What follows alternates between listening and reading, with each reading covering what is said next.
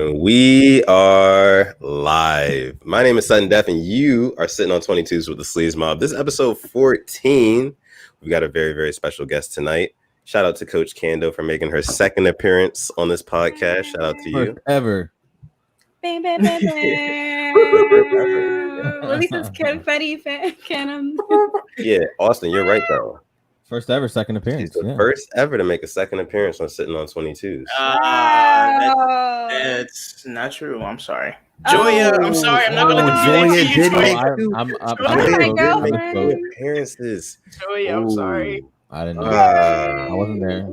But you're the second, and there's still a race for the third. So you can win that. It's all right. I was born on the second. It's fine. Hey, All right. So like I said, my name is Sutton Def. You are sitting on 22s with the Sleaze Mob. I'm going to have Kando, Mitch, and Austin introduce themselves in just a second, right after we play our little intro. Here you guys go. Look, they don't even got the best in this motherfucker. You see how skimping look. It feels rough in here. It feels like I'm just drinking a bottle of gravel. I woke up this morning mortified. Hey, these niggas be drinking daiquiris. I ain't going like that. This nigga. The bitch swirl all the way to the bottom. So every scoop is different. The shit is insane. I hope you have enough money for gas later. Shit. I am the only one that pays for gas around this bitch. Fuck you, nigga.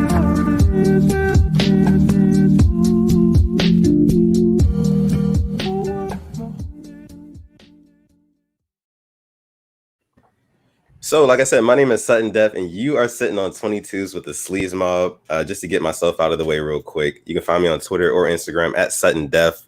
I'm not going to get into all my AKAs. I'm going to save that for later. I'm going to let these guys go ahead and take it away. Coach Kando, welcome back to Sitting on 22s. How are you? Who are you? Where can we find you? I am great. You can find me at _Coach Kando, aka Coach Bando, aka Baby Lisa Ray, aka Baby Spice, aka if you didn't know, now you know.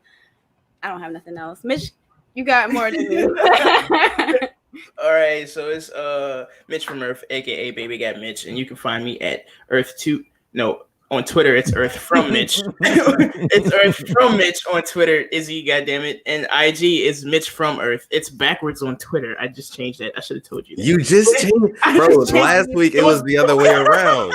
He's having an existential crisis. I'm having a multiple personality disorder. Each time you haven't said it correctly, so. All right, so whatever. Smokey Gaucho, aka Alfred Miata, aka nigga, I got so many AKAs I can start a sorority, aka Nephew Conrad, and I can con you, but you can't Conrad. And the white boy who had a birthday the other day. Nope, Yesterday. Who had a birthday? Happy birthday! Yes, thank you. Happy belated. White boy, new house. White I boy, gotta new pay for my year. own insurance now. White boy, new insurance. White boy, new glasses. Let's go.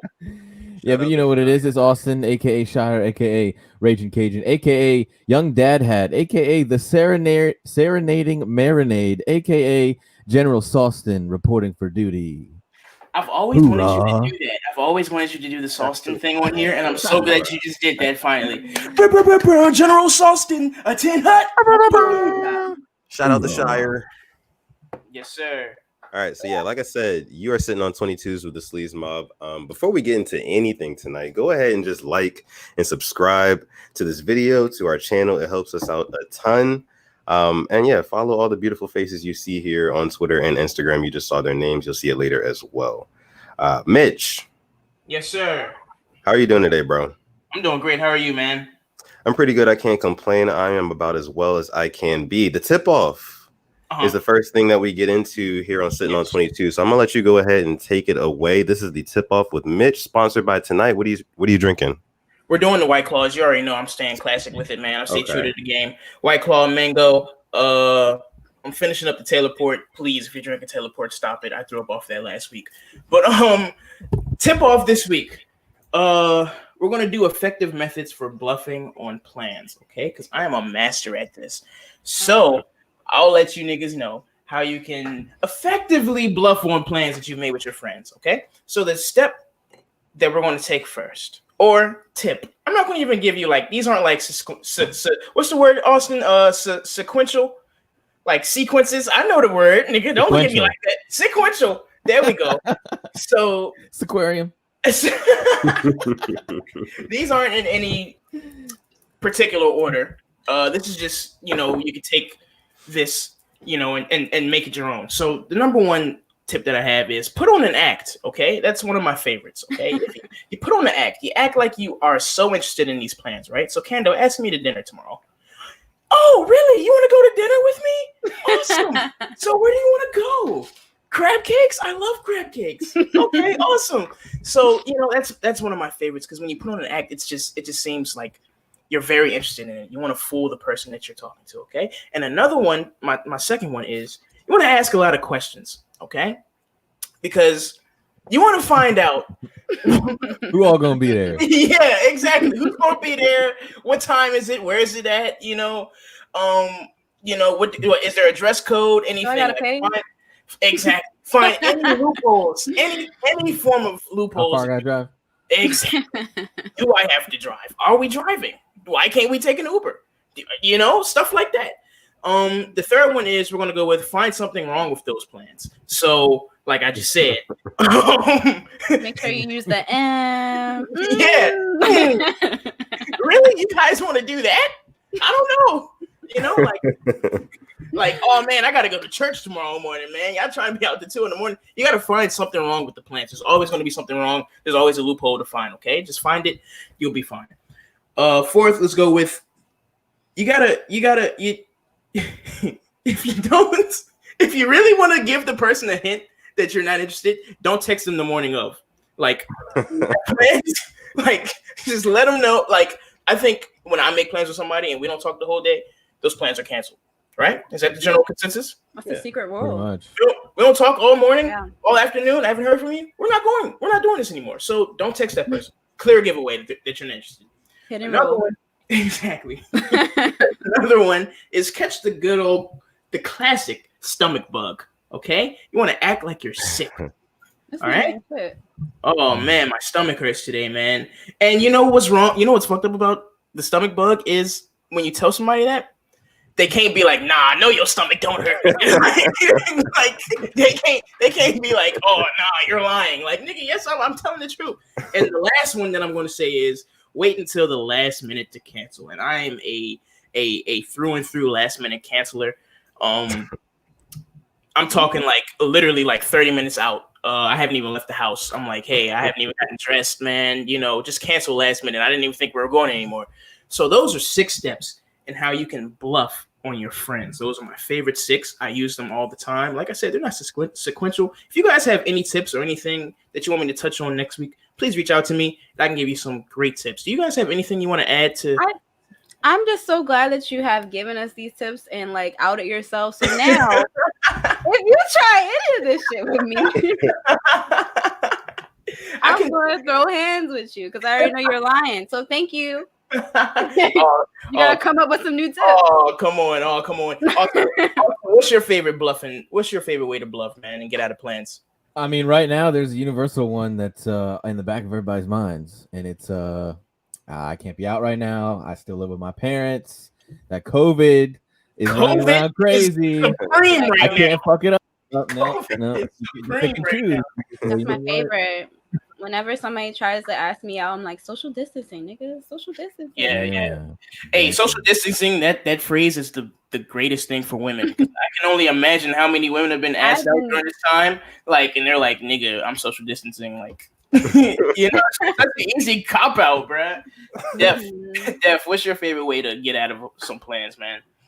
Yeah, damn. I mean, I'm a grimy nigga, though. I'm not gonna lie to you, man. Like, you text me some plans, I fuck around, just ghost you all together. I won't even respond off the jump. Yeah, it's just like, bruh, and it's not my fault. See, that's what y'all got to realize. It's not my fault.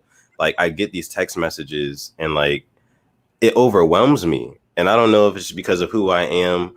I don't know if it has to do with my zodiac sign, my Earths, my moons, my suns, whatever. But like, I get overwhelmed. How many unread messages you got right now? And I get it's over like 250 or something like that. Like it's bad. It gets bad. They pile up, and I be busy. So, I get to it when I get to it. Izzy is notoriously a poor texter. Kando, what's your favorite way to bluff? Most stuff. Well, like everybody, I'm just doing social distancing right now. I live with my grandparents. I'm like, look, I can't risk it. That's all I do. It made it more easier. Oh yeah. Like, I definitely used to ghost. If I don't talk to you all day, then the plans is over. They're canceled. Ghosting. But I don't know if that's a Sag thing, but So you guys like the ghost? know. Let's get down to the bottom of this. Let's diagnose this a little further, Austin. Me and Dr. Austin. This is a call for physician Austin. What do you think is the root of that, Austin? Why are the two of them more inclined to ghost than me and you? Oh, come on. You don't gotta gang up on us. I mean, I don't think Izzy's ever ghosted me. He eventually gets back to me, but maybe they just don't fuck with you, Mitch. Maybe that's what it is. I never have ghosted Mitch, okay, or anybody for that matter. But see, I might ghost somebody, but that's like on the fringes. That's trying to like hang out with me. That I'm just like, nope. I've been ghosted. I've ghosted. It's you know, it's a reciprocal part of life. It's stressful. It's just stressful having to come up with lies. It's just like I'd rather just not respond to you. I've made full blown plans with a girl like a year ago, not probably a year ago, like 8 months ago, right?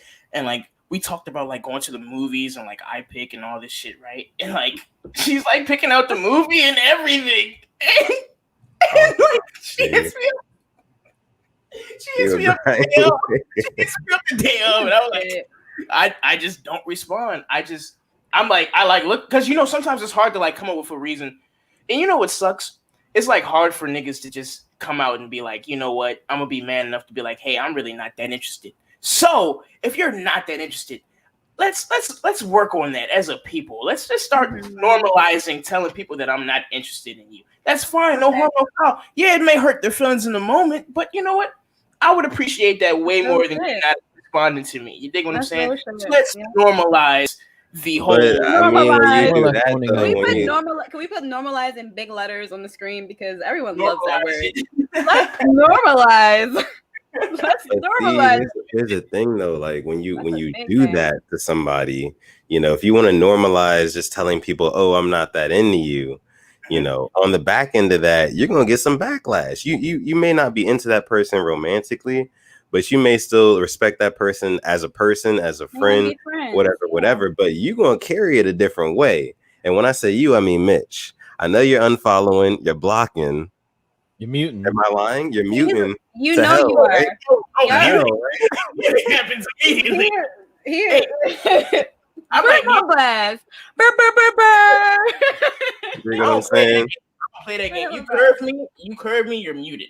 If you've ever curved me, I haven't seen your tweets since that day. So fuck you. And you're gonna miss out. Who's Quan? Shout out to Quan, normalize.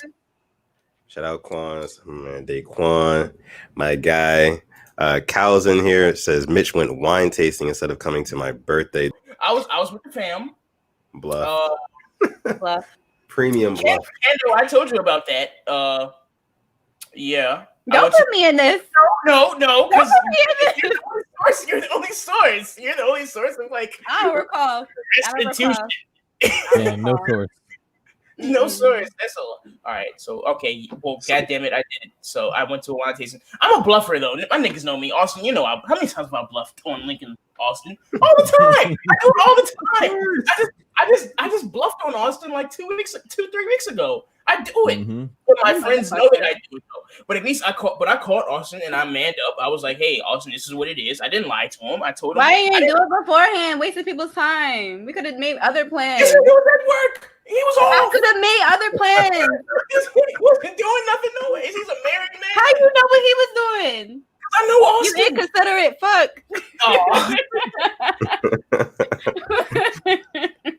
Yeah. Look, man. We bluff on each other, man, and that's just part of the game. But you know, it goes on. Like I bluffed on that one shorty, nigga. I got ghosted by another shorty a couple months later. It all comes full circle. How about we normalize not ghosting our friends? Don't ghost your friends. Like that's friends. Yeah. Like I understand strangers and like new acquaintances and whatever. Like, see, like, yeah. If you my friend, like I might not text you back within within like 12 hours, but 24 hours, I'm gonna definitely text you back if you're my friend. You know what I'm saying? Yeah. Oh. Is he? I mean, like, come on. I don't always have the energy to text people back. I just don't. You know what I'm saying? Like, it takes a lot from me to come up with something that I would feel comfortable communicating with somebody face to face, and then put that through text and just try to hope that they can take the right context out of it, you know, or get the right, you know, what I'm trying to say to them out of it. So like, I just kind of avoid it altogether sometimes. I really do.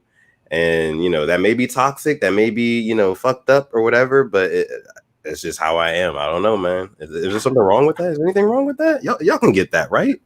I respect that. Yeah, totally. Yeah. You see, the thing with friends is it's when you get close with friends, you know what you can and can't do. That's the fucked up thing about it. Well, like, I'm not gonna hold it against you and let it like fuck up our friendship. Right. Yeah. It's like we the three of us, we all know each other, right? Like, we know each other. You know, Right. if you niggas bluff with me, I'm gonna be like, oh, that's classic activity. You know, because we bluff on each other. That's what we do. We do it because we're adults with adult lives, and I totally understand if my niggas are like, hey man, I don't feel like following through with those plans we made 2 weeks ago. That's totally fine. It happens. Hey, live with it. Izzy, tell them about that shirt that you're wearing, man. I'm looking at that shirt. That's a nice ass shirt. I don't know if I've seen that one. What is that? Man, you can get this. You can get this from at olerclothing.com. What? Yeah, so you can get this at olerclothing.com. Go shop olerclothing.com. There's a fall lineup coming. I promise it's on the way, guys. Niggas have been busy. Me, Mitch, Austin, Slim, we've all been busy with, you know, sitting on 22s. We're also coming out with some new music. I'll say it again. Some new music. You know what I'm saying? It's what Sleaze Mob is actually known for. What we started by, you know, so that's coming too. But the fall lineup for Oler Clothing is also coming as well. So make sure you go and shop olerclothing.com. Halloween drop. Halloween drop. The Halloween drop. Also, is that pussy overlooked? Is your head game underrated? Well, boy, do I have a clothing line for you. You want to go shop with the fine fellas over at olerclothing.com. olerclothing.com. Get that chip off your shoulder, baby girl. Get that. Look, hey, get that off. That's the, get that off. Period. So, that is that. Shannon, just going back to what we said, she said she feels that. That's why I really don't text people at all. Thank you, Shannon. Somebody understands me, you know what I'm saying? But if you're watching this right now live, number one, go ahead and subscribe to this channel and like this video if you have not already. And if you also have not already and you're watching this video live, comment in our live chat. Let us know that you are here. We're going to put you on the screen. We're going to talk about you. We're going to talk with you. We're going to laugh at you. We're going to laugh with you. And that's all night. That's all we do here on Sitting on 22. So go ahead and let us know you're in the chat room. Sound off down there. But without any further ado, we're going to go ahead and get into our first topic of the night. Guys, you guys ready for this? Sure is. Do it. All right. So this week, more than pretty much any week, in recent history of mine, social media has been taken over by a lot of controversial viral videos. And earlier this week, there was a viral video that was posted, and it was basically about a guy and his wife, and they were supposed to be going somewhere, and the mom was going as well. And the mom was sitting in the front seat with the son. And also, the wife pulls up, and she's like, yo, mom, are you going to get out the car? Because, I'm the wife. I deserve to be sitting in the front seat. Are you going to get in the back? That sort of thing. And the mom is just like, hilariously, might I add, she's hilariously just so nonchalant, like, no, I'm sorry. I'm not going to do it. It's not going to happen. And that really, it was sending me like pretty much all day that day. But I just wanted to know, because I know we've all seen that video. Everybody watching this has probably seen that video. Who is in the right? Who's more in the right? Who's more in the wrong? Kando, I want your opinion on this first. Do you think that, like, would that bother you, so to say? If you hold on, real quick. Would it bother you if you were going somewhere with your husband and your mother-in-law, and your mother-in-law was sitting in the passenger seat while your husband drives, and you were sitting in the back seat? Would that bother you, Kendo? First of all, I would like to add that the car was hers. Yes. It was her car. And they are married. And I feel like also the conversation stemmed off of past like microaggressions. Like I feel like they have a family issue in general. I feel like he's a big mama's boy. I feel like he's always putting his mom in their business. I feel like it's something extra than that just situation in general that made it blow up. Like, why is she in the front seat of the car? Like, it's my car. We're going somewhere. Like, I'm your woman. I just feel like she was in the right. I feel like she was in the right. What is she supposed to do? Right. Kendo. She's supposed to get out the car when she was like, "Oh, I'm gonna get in the back now." Like, I mean, Izzy, come on. I feel like as a mother, you should want the wife to ride up front. I feel like as a mother, you prepare your son to have a family of their own, you know? And I just feel like she should be like, okay, the wife needs to ride in the front. It's her car.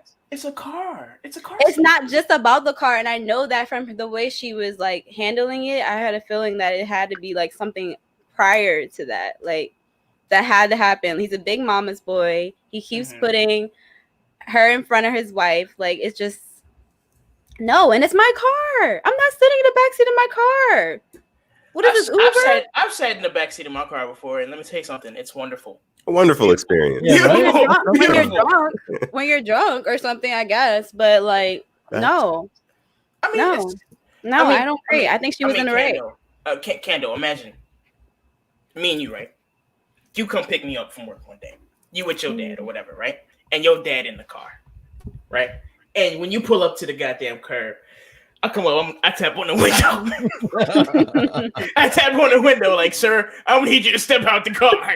I'm gonna need your license and registration. Oh, my best friend's right here. We were just talking about that and putting it in a different perspective. I understand that, but I just feel like it was something else that made that situation so big. Like, I really don't think it was just the issue of the something else was fueling the fire. Yeah, definitely. I feel like it's something that led that on. Like, why does this keep happening? This is my car. I just feel like it was something much bigger than that. But like, I respect my elders, but you're not going to keep putting your mom in front of me if we're trying to build a family of our own. We have our own household. Like, this is our household. It's trivial, though. I don't understand like the status that's put on like riding in the front seat. Maybe when I was like 12, like I wanted to ride in the front seat over somebody, but like shit, if you could do all that, you might as well try. My mom and my girl, like that should be trivial. Who gives a shit? It's a principle. Drive. It's your car, nigga. I'm gonna sit in the passenger seat. How about you take your ass to the back and I drive us? How about that? Because this is my car. How about you take your ass to the back and I'll drive with your mama in the passenger? Hey, I've learned one very important thing. How about that? You get your ass to the back. What did I say? You open my driver's seat and let me in the driver's seat, and you take your ass to the back. How about that? We both the women in your life gonna be in the front if that's how you want it to be. How about that? For all the gentlemen out there, I learned Guide me. Go ahead, please. I don't gotta pull up the goddamn. I'm a man. I gotta sit in front. Right? I'll sit in the back. Cool. Cool. I'm gonna take a nap. Twitter, Instagram. You know what I'm saying? I ain't gotta worry about the GPS, the Google Maps, how to get there. I ain't gotta worry about the music. None of that. Y'all handle that. She probably work in the city. It's probably hard as fuck to get out the city, nigga. You trying out the city? It's the principle. There's a very important lesson here for all the fellas out there, okay? And that is, learn this from my dad. Choose your battles. I give two shits about sitting in the front seat. You want to drive? Go for it. If that's keeping you cool, I'm gonna save that for later because when the shit goes down and we need to make an important decision, then I'm gonna have that battle. But if it's something about sitting in the front seat, you need to drive, whatever, go for it. I'm not arguing with a grown woman. I'm not arguing with a grown man. I'm not gonna sit there. I think the man is wrong too, right, Def? Because I'm not gonna sit there and let my wife and my mother go at it. No, hell no. Over a car seat. Izzy, what you gonna say? Izzy, what you gonna tell him? Hey. Hey. I'll send it back. And you could just tell. You could just tell the way the mom was there. You could just tell she was like, I know this gonna get her nerves. I'm gonna sit right here. I know when I pull up, this bitch gonna be mad.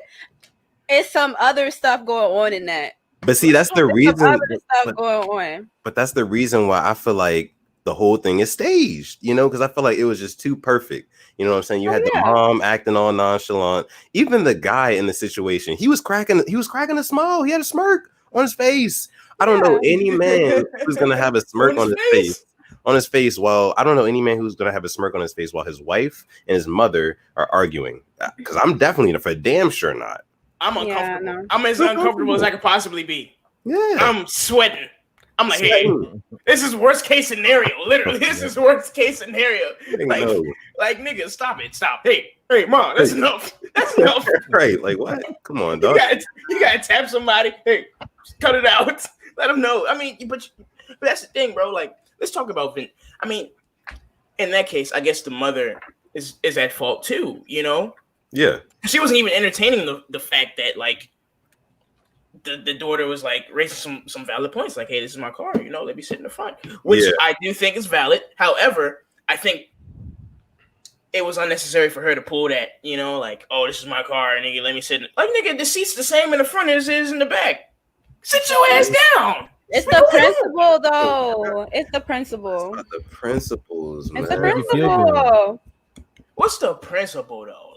The principle of is your car, so like you gotta sit in. I get it, but am I gonna pull up to a nigga's car? And I'm gonna be in my you in my car. I'm gonna be like, hey, yo, get in the back seat. Like if you niggas like were for some reason driving my car one day, right? And y'all pulled up on me to pick me up in my shit, I wouldn't be like, hey, Austin, you gotta get in the motherfucking back, nigga. This is my car. But I don't give a damn. I know people that take this courtesy seriously because even like as like if you're driving, like Mitch, if you're picking me up, we're together and you got your homeboy in the front, the homeboy usually automatically gets in the back and lets me sit in the front. That's happened to me before. That's different because I'm trying to help my friend out. I'm trying to help a friend out and make sure everything's cool with his girl, make sure everything's smooth.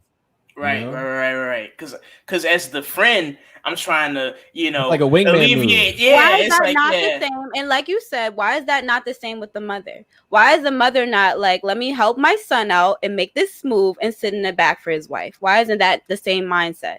Because the mother pushed the boy out of her. Because if you're already bringing your girl around your mom, over it because she cut the umbilical cord, and this is my man now. Married him for 9 months out the coochie. See, that's exactly the problem. Out the coochie. Exactly the problem. But the umbilical cord is cut. Get it? You don't get it though. But it's cut. Yeah, but she raised him. Those vagina wounds are already done. They're already healed. Get over it. He has a wife. But come on, man. You gotta have some empathy. It's not good. That truly is disgusting. No, this one's great. This is grapefruit. What flavor is that? Grapefruit? Oh no, this strawberry lemonade. My bad. Is it? Put that down. We know it's nasty. This joint is like that. This joint the truth. Strawberry lemonade. You might be onto something there. You just said it was nasty off live. I digress. Look, man. If my mom would do that, I would check my mom. That's for sure. I feel like my mom would be wrong. You know, hey, mom, don't be talking to my wife like that. Come on, Jay. Imagine saying that to your mom. Imagine saying that to your mom. Hey, don't talk to my wife like that.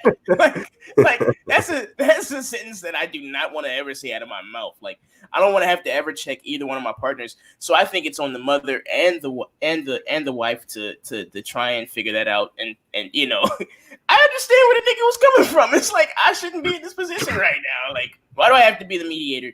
You think what I'm saying? But my thing is like, why does it even matter in the first place what position in the car or what seat in the car that you're sitting? Because for one thing, and I mentioned this to Mitch the other day, like if I'm married to my wife, that means my wife is related to my mom, which makes us all family. And if we all family, why does it matter who sits in the front and who sits in the back? God damn it. I don't care. If it was a better relationship between mother and daughter-in-law, maybe it wouldn't be an issue. But that's what I'm saying. I feel like there was a hidden issue. If we have a good relationship, I don't care. That's fine. But if it's a continuous thing, that's going to be the straw that breaks the camel's back. I'm like, why is she in the front again? Like, what's going on? Like, here you go again. Like, this is my car. Like, that's why I think she did that. Like, it's something else. It's not just, oh, she's in the front of the car. That's the only. Nah. It's deeper than rap. It's deeper. It's deeper. But Amani raised a good point. She said, so the moral of the story is don't let anybody drive your car. Why the fuck were they in her car anyways? Get your own. You don't have one. Exactly. Get a car. You got a wife. You got a wife and kid. No car. Nigga, be a man. Step up to the plate. Get your own car. Nigga, we shouldn't have one car in one household. Nigga. If the man, if he does not own a car himself, then he's totally 112% in the wrong. I'm sorry. Right. That's a fact. That's a fact. You drive. So in that case, if that is the case, and the nigga driving her car, I mean, but still though, you go pull up on my mom's and be like, "Hey, you gotta get in the back." Like you gonna tell my moms, like you gonna tell my moms, "Hey, mom, get out the car, get your black ass in the back seat, or else." Like, nigga, no, nigga, no, that's not gonna rock either. So like, I don't know. I would have even drove. I would have called Shorty. I'd be like, "Hey, look, mom, you go sit this one out." Why is your mom with you? Need to get in the back. Both of y'all. You and your mama get in the back of my car since it's my shit. Both of y'all get in the back. And I want y'all to pay the Uber fee too, since I'm an Uber. Uber. Too much. That's not good. I need y'all to cash at me now. Both of you get in the back. I sit in the back. Listen, if y'all come up with that to me, with that bullshit, that nonsense, you know what I'm saying? I'm like, oh, cool. I'll sit in the back. Y'all sit up front. You know what I'm saying? Like I said before, I ain't got to worry about nothing. I ain't got to worry about map making. I ain't got to worry about music. You know what I'm saying? I can sit in the back, chill. We get to in all seriousness, just to end the whole situation, I just think they need to like just heal their relationship as mother and daughter-in-law in that situation, if it's real, because it still seems a little staged to me. But I feel like if that situation is real, I feel like they need to just heal as mother and daughter-in-law and husband, and they just need to come to an understanding.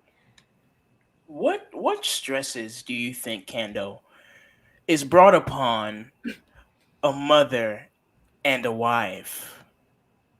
What do you think they argue over? What is the issue there? A lot of mothers just can't let go of their son. Like they just cannot let go. They can't accept that they have another woman in their lives. A lot of mothers are single mothers, and that's the only man they really have in their lives. That is a fact. So once that wife comes in, it's just like everything's wrong. Oh, she's not right for you, and she's not good enough for you, and she's not doing this right. She doesn't cook right. She doesn't do laundry right. It's a constant battle of who is the woman in the household. And I feel like that's another thing that women have to understand, that your son is not your man. Just because you are a single mother, your son is not your man. That is not a replacement for your man. This is your son, and he has to have a household of his own one day. So I feel like that's where the disconnect comes in communication, and it just becomes a conflict. Yeah. What do you think can be done in order to alleviate that issue, Kando? Therapy. Therapy, lots of therapy, conversations that don't have a lot of screaming in them, a lot of listening, you know. I think that can be therapy a solution. I think some therapy. What do you think? You know what Austin? I think yeah, what do you think, Austin? I mean, sometimes you gotta talk it out. I don't know how many times people just like keep things in and don't say nothing.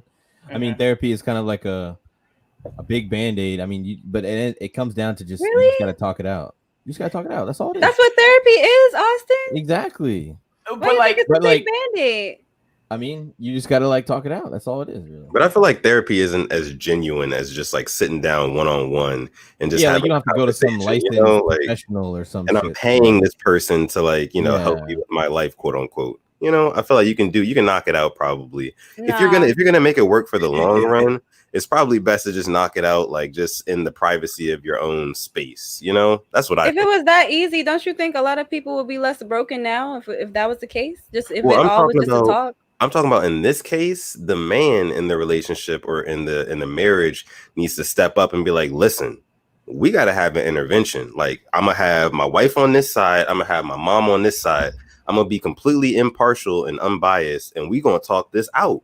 You know what I'm saying? Because I already said my vows to my wife, and I But came. people need a mediator, Izzy. People need a mediator. I don't know. Maybe I don't know. Maybe I just think of. I feel the same way. Like people need a non-biased mediator. Yeah. I mean, at the end of the day, you're just kind of talking it out, right? Yeah. But once again, both parties probably won't own up enough to be like, we need to talk it out. You are right. Like some people need that third party non-biased mediator to be like. Some people do. You're right. Some people do. Yeah, I feel the same way as you. Is like, come on, y'all can talk this out. Like we don't need to go to somebody like to talk about. But a lot of people won't feel that far. I wish everyone was mature like you two up top.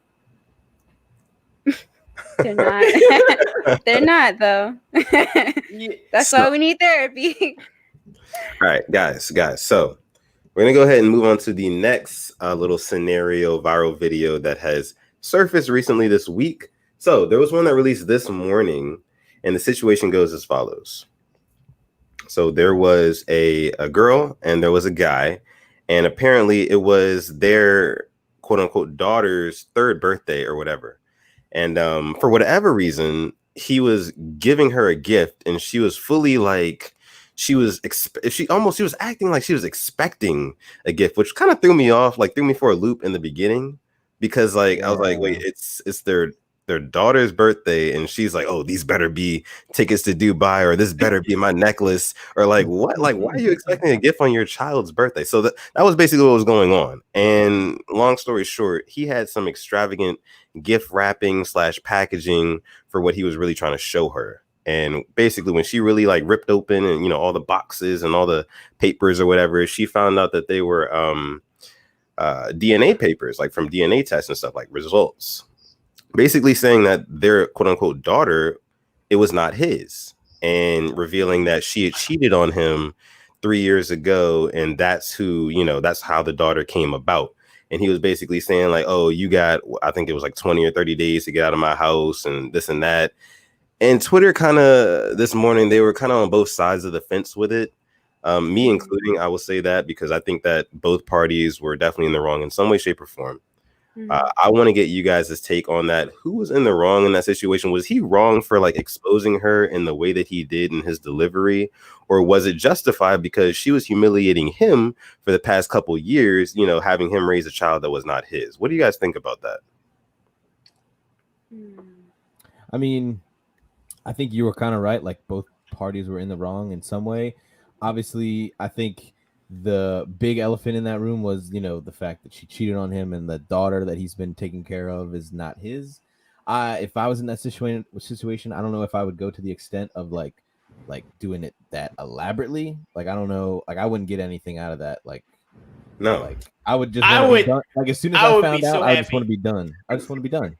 I would be so happy. Like, I never wish hate on another person. Like, you can like do shit to me, but I never I never wish hate on another person. Okay. Austin, so you want to just destroy this person? Yeah, fuck her. Because guess what? I've been raising this child for the last 3 years. You went out and cheated on me, and you knew it probably wasn't mine. You know how evil you got to be to do some shit like that. Like, nigga, I mean, yeah. Like, I'm not saying it's not evil. Yeah. So like, when I'm supposed to be like, oh yeah, y'all can keep living here. That's my daughter. Oh, I didn't say none of that. I didn't say none. No. No. You're twisting it. Hold on. I didn't say any of that. All those same things are gonna fly. He just shouldn't have put it on. I don't need to Russian doll the bitch and fucking do like 10 bags inside of other bags and be like, here's your gift. Like, no. Yeah. That's I just put it in like, hilarious. That is calculated and thoughtful. You get like, you know what? I bet you he felt a lot better after he did that. I bet you he did. I don't know if he did, honestly. He probably did. No. Because I want you to know that I know that you know that I know that you gotta go. You gotta get the fuck out of here. I mean, I know you. Hell no. I mean, it still stands, nigga. But let me tell you something. You should have saw the look on your face, and he got it on camera. Like, he could be able to replay it. Like, I mean, he might be hurt. He might be hurt. Like, yeah, that doesn't make up for 3 years of raising a child. That doesn't make me feel better. Like, it doesn't. But it kind of starts, to chip away at that pain. It starts to chip away at it. I feel like that was evil. No, that was really evil and inconsiderate. I feel like it could have been a private moment.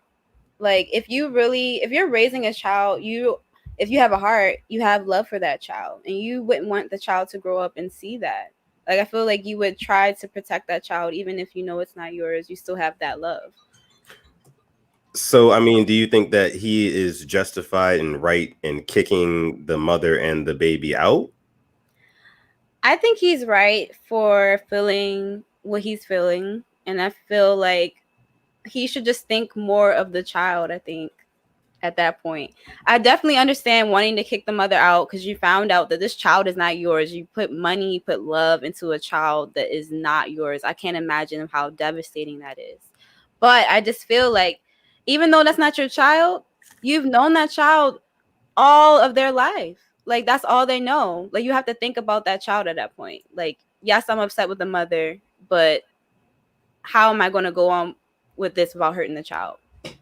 Fuck that baby. Wow. Really? I mean, children learn from their I'm parents' dead mistakes. ass. Really? Children learn from their Oh parents' yeah, mistakes. definitely. Fuck that baby.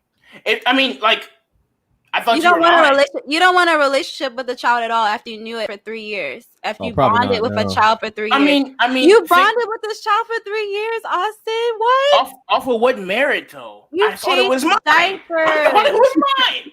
I helped out. Wow. I mean, yeah, that's really I mean, Wow. Wow.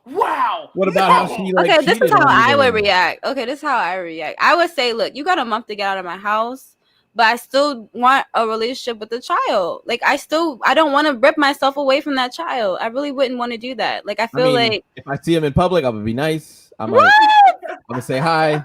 How you doing? Oh, But I'm not. That's traumatizing. like you still gotta pay child support. You still gotta do something. You know, like I'm not.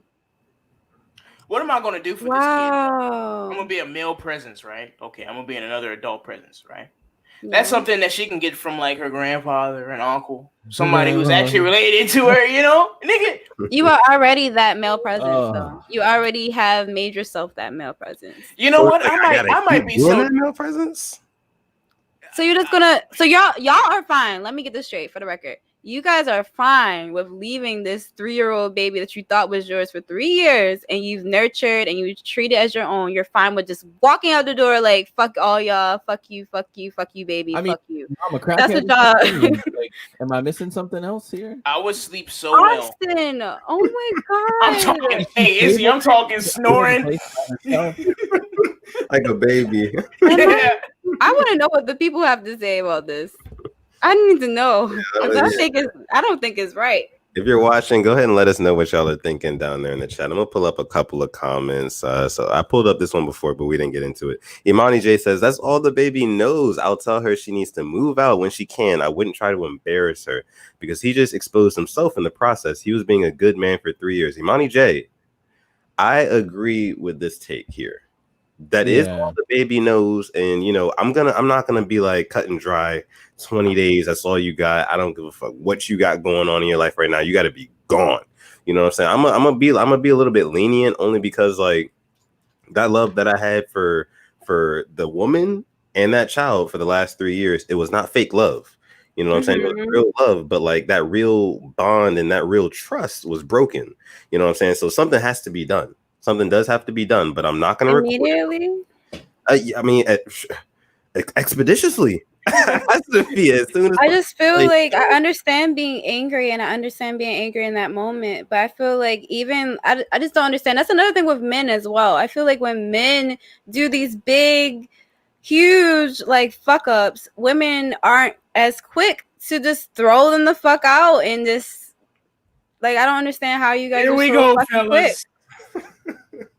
Like I mean, I guess there needs to be more context to the understand. story. Like how, I mean, 3 years is a minimum, but how long have I been with this person?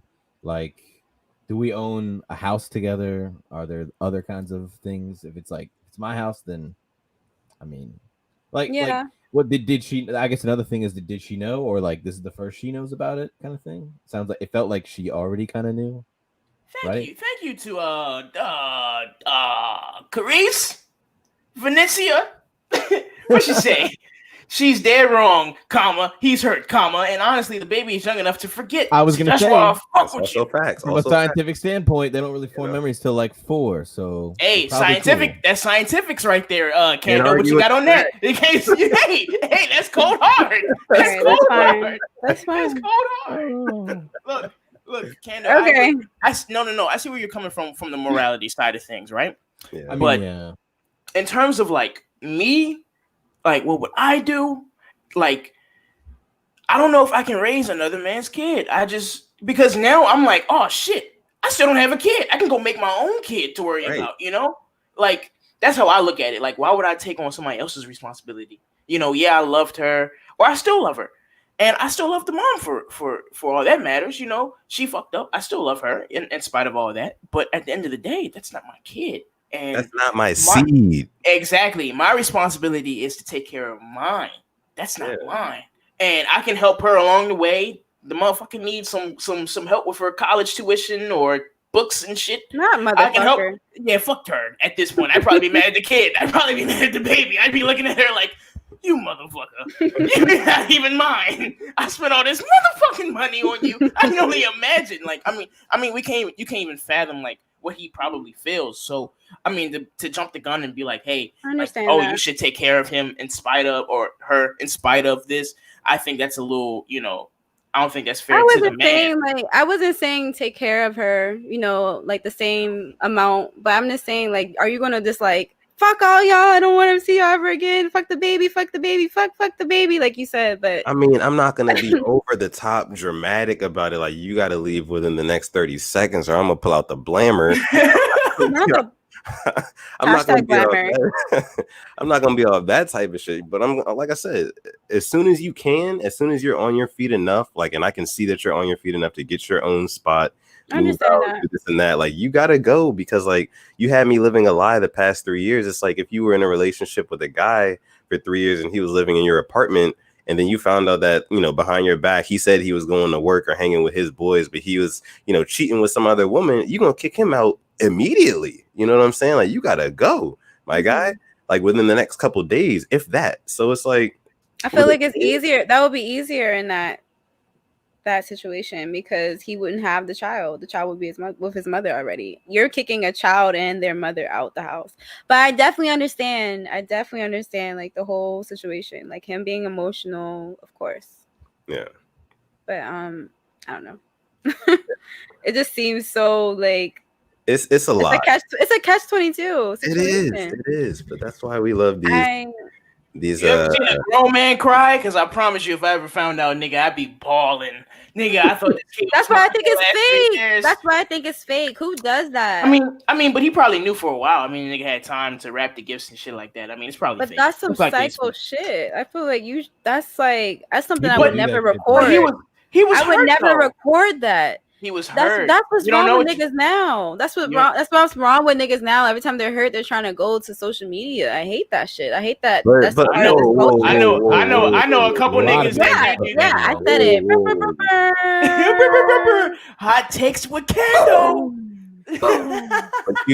This ain't teleport talk. It's almost.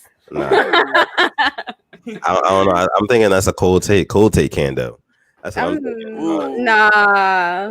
Niggas love going to social media, man, when they're hurt. I feel like you only saying that because like the people who originally the originators of going to social media about stuff is women, and then in recent wait I think everybody goes to social media. Wait a minute. Or I'm just talking about like gossiping, putting your information out there, your business out there and stuff like that.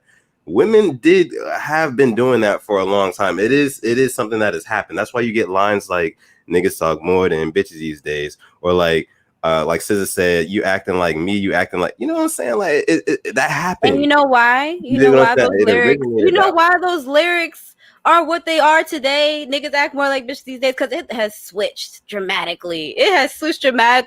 Meek Mill, that nigga. That's all I gotta say. That's it. I don't even gotta say anything. Yeah. Meek Mill, this nigga made an announcement that had all the grammatically incorrect. I just he didn't even announce the relationship, but he had to denounce the relationship on social media. He continuously checks his ex's social media. He continuously puts himself in women's business.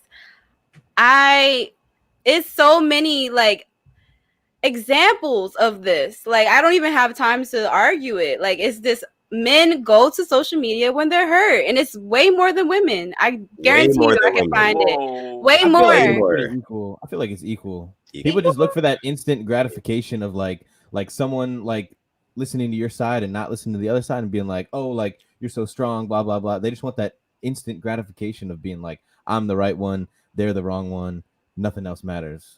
Yeah. So like I think it's equal. I mean, maybe the whole Meek Mill thing was blown up more and it kind of feels that way, but I think it's prevalent on both sides. Like, we're all humans at the end of the day, and social media is a monster, in my opinion. Like, it creates false positives, like all that shit. Raise your hand if you ever said anything negative about your ex. Indirectly, not like named them or anything, but just tweeted about your ex, like something that you went through with your ex. I mean, I'm sure I have, of course. I'm sure I have. Yeah. Okay. Yeah. I mean, all right.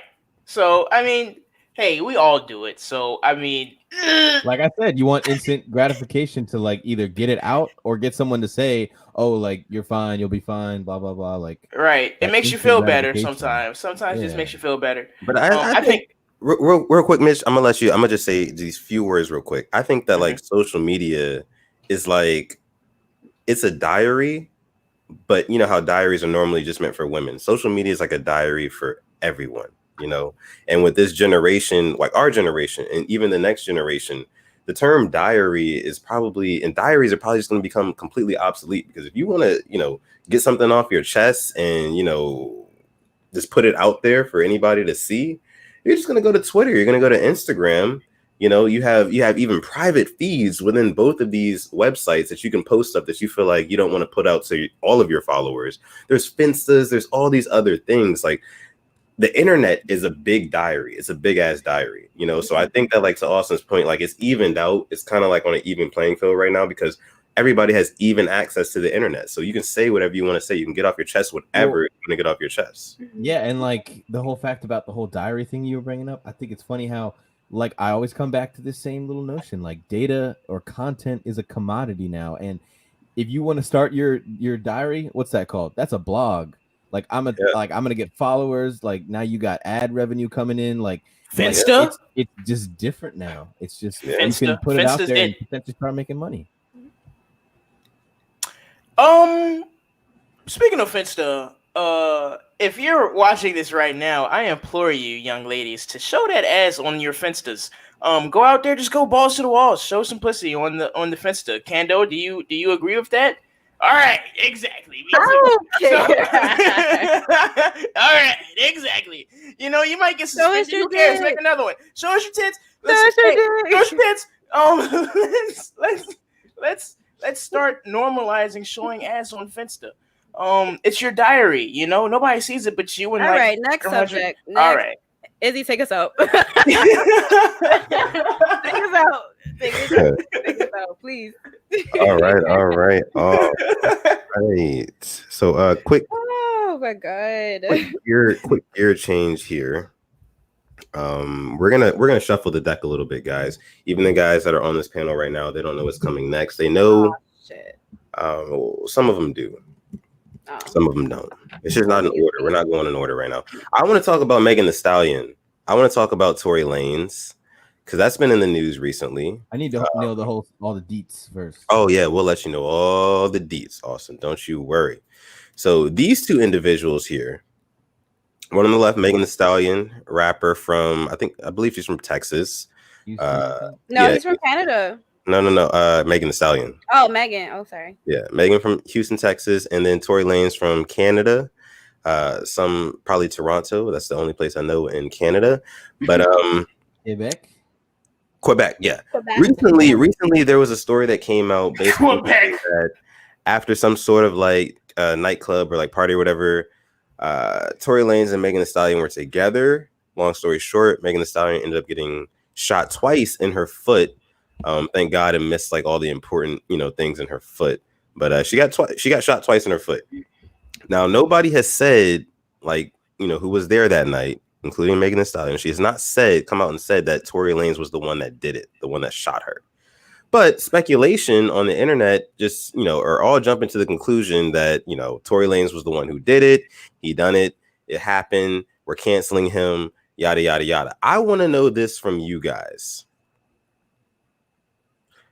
What do you think really happened on that night? And we're going to go in a little round robin circle here. I want to start with Kando, go to Mitch, Austin, then I will close out with myself. What do you guys think happened in this situation? Did Tory shoot her? If so, why? What do you think really happened between those two? Because they were supposedly friends. They were supposedly really good friends over the whole quarantine. We saw their friendship growing. They were making appearances together on the internet, on Instagram Lives and stuff like that.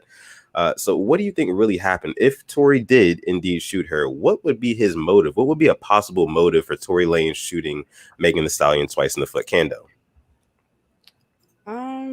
Honestly, this is kind of a dangerous situation. Well, conversation. Like, I feel like it's no motive that you should have to shoot someone, But looking at Meg's live, which was very emotional to watch, she lost her mom and her dad and her grandmother. So she feels very much alone.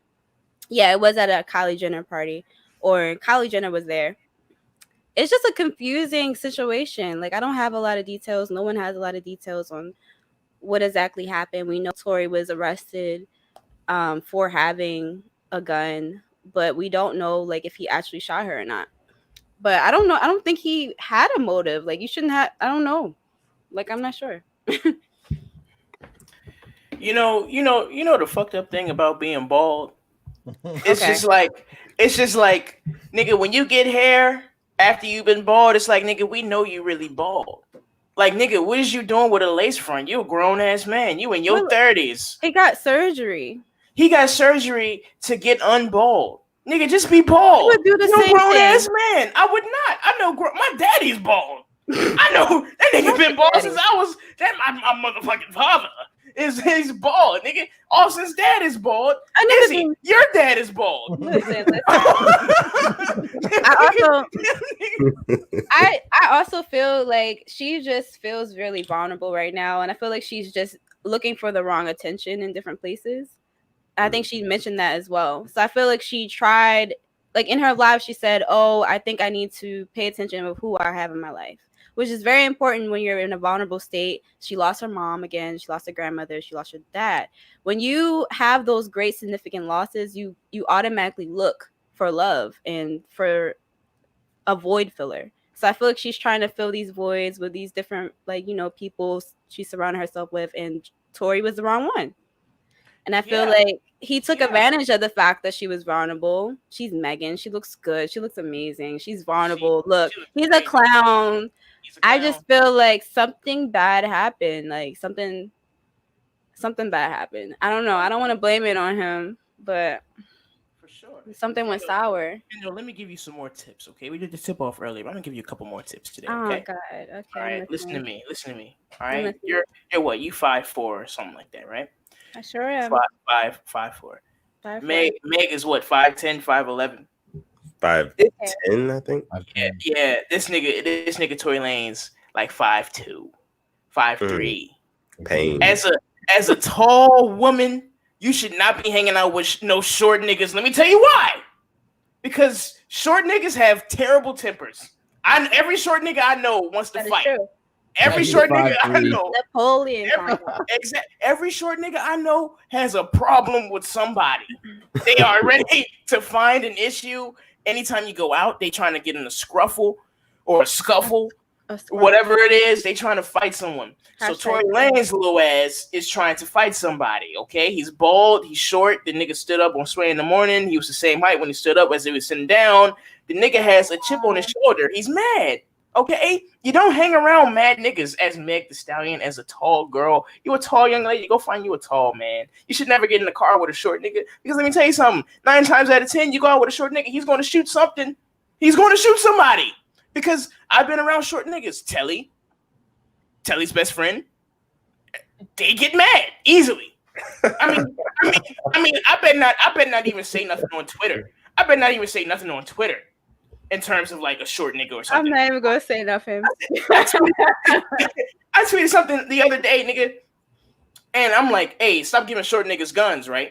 This nigga Telly gets mad about it, and guess who's like, Bitch, stop! I'm like talking about Tory Lanez. I'm like, nigga, chill. So little niggas sometimes you gotta let them. You gotta just give them their space. Telly's not even that short, so like you gotta be aware of niggas who might be related as short, because they get mad. So like if the nigga not at least 5'9", steer clear, don't say nothing to him, give him the nod, because them niggas be ready to fight you. That's all I gotta say. I think the nigga just mad. You got some inner issues.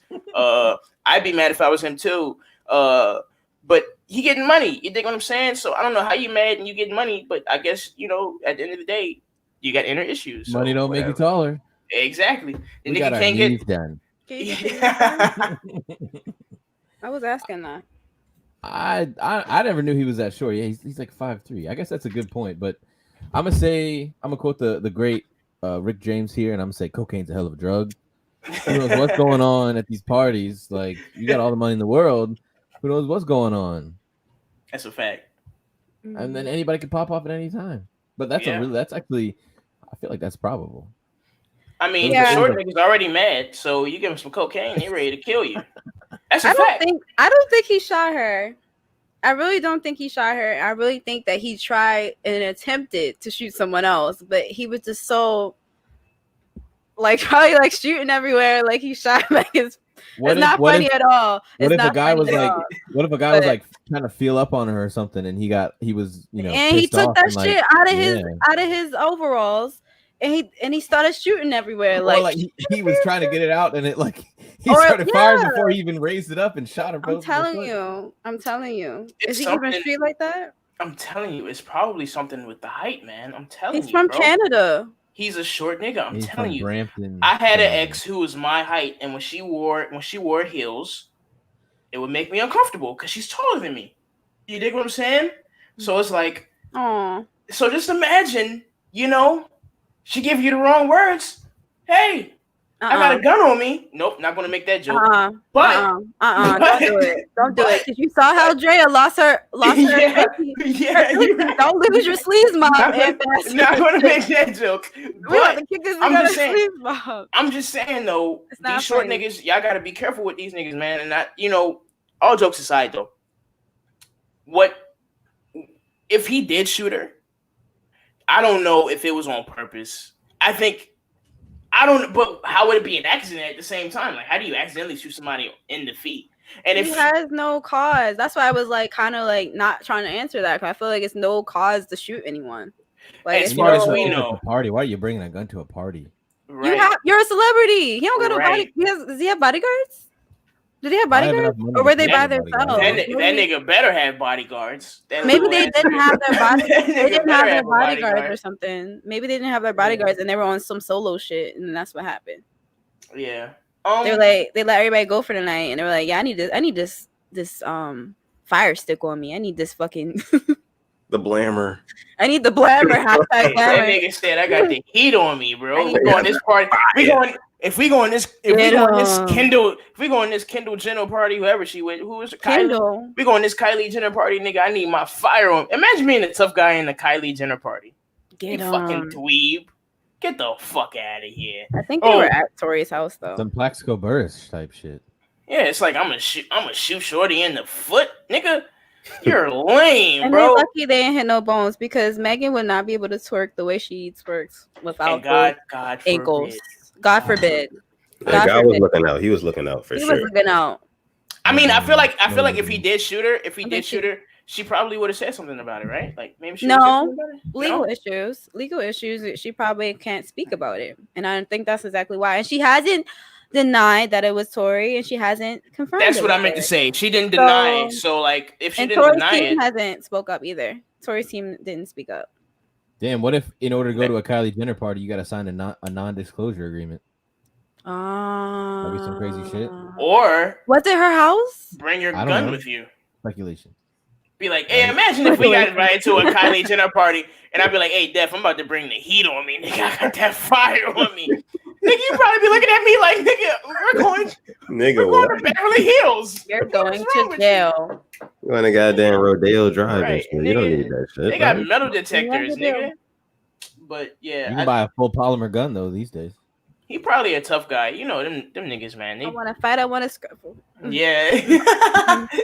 I personally, I feel like what probably went down was this. So they were at a Kylie Jenner party, and I think Megan and Tori, they might have showed up together. They might have met each other there because, like I said before, they have been or become, good friends, at least according to their social medias and stuff like that over the past couple months. So I think they may have shown up together. I think that, of course, there was alcohol at the party, and anybody knows that little niggas get drunk fast. That's just how it goes with little people. The less body fat you have to consume alcohol, less blood. You know what I'm saying? You're going to feel the impacts of that alcohol a lot harder and a lot faster. So I feel like that happened to Tori early on in the party. Probably got to talking shit to somebody else who was at the party, right?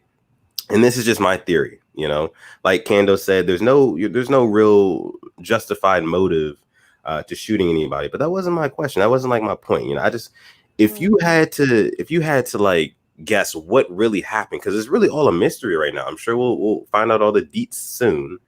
But if I just had to guess what really happened, I'm gonna say he probably got drunk at the party, was talking shit to somebody. Then after the party, niggas tried to pull up. Megan happened to be with him. Niggas started, talking that shit, brought the fire out, whatever. I feel like Tori, being the little drunk nigga at the time that he was, probably reached for his gun, pulled it out. Megan was standing right next to him. He already had his finger on the trigger. Blam, one in the foot. And then when he realized he did that, he was like, oh shit, kind of like stumbled around a little bit, and then blam, again, another one in the foot. Megan, that's what I feel like probably happened. I can't fuck with a double action like gun like that. Have you guys ever shot like a double action pistol before? So I've shot all action pistols. No, hold on. So like a double action is like you can either pull it and it's a little bit harder and then it fires, or you can cock back the hammer and you barely touch it and it goes off. I've shot a 9mm before, and if you pull it back, like I took it down to like look what I was shooting at and like rested my finger on the trigger and it went off. Like it is, so if you have that kind of gun, like that is extremely easy to accidentally shoot somebody. It's horrible. Like, it's like a hairpin. Megan said that it was someone that wanted to commit a crime against her. So it might not have been Tori. Could have been somebody else. Interesting. Let me tell you something. Hey. Yeah. Be careful, okay? If I'm riding with Meg Thee Stallion, I ain't trying to make no fast move, no false move. You think I'm saying? I'm trying to goddamn play it as cool as possible. Because you want to know why? I plan on fucking. Hey, you're in my car. We're leaving the party. There's a good chance that you might want to fuck me. So what I'm going to do is I'm going to play it as cool as possible so that we can make it to my crib or your crib and we can Netflix and chill. That's my goal. If I'm not beefing, hey Izzy, I'm not beefing with nobody that whole night. I don't give a fuck if his niggas there I got beef with. I'm telling niggas, hey, look, tonight it's not on. Hey, you see who I'm with? I'm with Meg Thee Stallion. Right, I'm with them, come on, bro. Like white flag. Wait, what? White flag. On the truth? Right. Tonight. Time out tonight. Time out tonight. Next time. I'm tonight. I'm at the safe tree. I'm at the safe tree tonight. I'm trying to. Yeah, I feel like that should be the truce between gangs. Like everybody who's beefing right now, like if you would make the Stallion, that should be the this nigga would make the Stallion. He was gonna kill you tonight. Since you with her, go have some fun. We was gonna kill you tonight, but you with her tonight. So you do your thing, you had your fun, Tomorrow though, it's back to regular scheduled programming. So if it was me, I would have played as cool as hell. I would have been like, hey, I would have left my guns in the trunk. I don't even want no possibility of me shooting a gun. Like I don't like I'm trying to fuck Meg Thee Stallion, nigga. And the little nigga like Tory Lanez ain't supposed to be fucking no. I mean, come on, bro. Come on. She was just with Moneybagg Yo, wasn't she? And that nigga, like that nigga, and that Moneybagg and Tory are two different type of niggas, bro. Like at the end of the day, two totally different types. We don't even know if they were romantically involved. Honestly, we don't know that. Oh yeah, for sure. But let me tell you something. If you're in my car leaving a party, I'm not taking. You're not gonna take a girlfriend home that's drunk. It's my hang out with her. Ooh. Why? Hey, I'm gonna call my mama up so she don't even want to ride with me. She'd be like, "Oh, I can't ride in the front seat." You are so I get drunk. God forbid I get drunk, and I'm like, Mitch, I need a ride. You're in trouble. Wow, you are in trouble, ladies. This is what type of man Nephew Conrad, aka. Hey, don't say that to the ladies because the ladies already knew that about me. If they've been watching, they know about me. I'm a dirtbag. But you're gonna make a fucking page or Mitch's cancel page. I'll be the vice president. That's crazy. Nah. Wow. Oh man, come on. Oh damn. Come on, man. Terrible people. Terrible. It's terrible people. Oh no. The approval rating. It's all good. You know, we all have our own opinions here on the Sitting on 22's podcast. If you're listening now, you're watching now, go ahead, like and subscribe. Do that for us, please, and thank you. Sound off in the chat room. We love to see what you guys have to say about us, about all the things that we're saying. And we're going to get back to you guys. We're going to have conversations with you guys. But I wanted to get into one little other topic about celebrities. This one was kind of on the fly. Mitch had brought it up earlier. And we were talking about the whole Dwayne Wade and his son, or son turned daughter now, and what we all kind of think about that. My question to you guys is this. Obviously, like, we have as a society now, you have to accept something like that because, like, people are different. You know, it's okay for people to be different. Me personally, I totally accept like differences in people, gay people, straight people, white people, black people, you know, whatever you are, as long as you're a good person, you're good with me.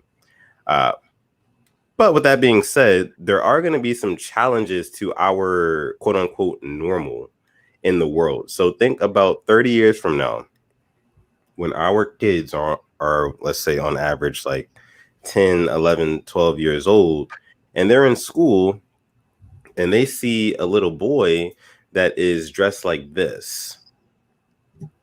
Is this something that, like, here's my question, right? How soon can something like this be normalized? You know, let's say like this. Let's keep it like this. In a public school, you guys know how ruthless public schools can be. At what point will something like this be normalized for a little boy to walk into school looking like this, you know, talking like a girl, acting like a girl, middle school age? When is this going to be something that is accepted, something that is, you know, normalized? What do you guys think about that? Who knows, bro?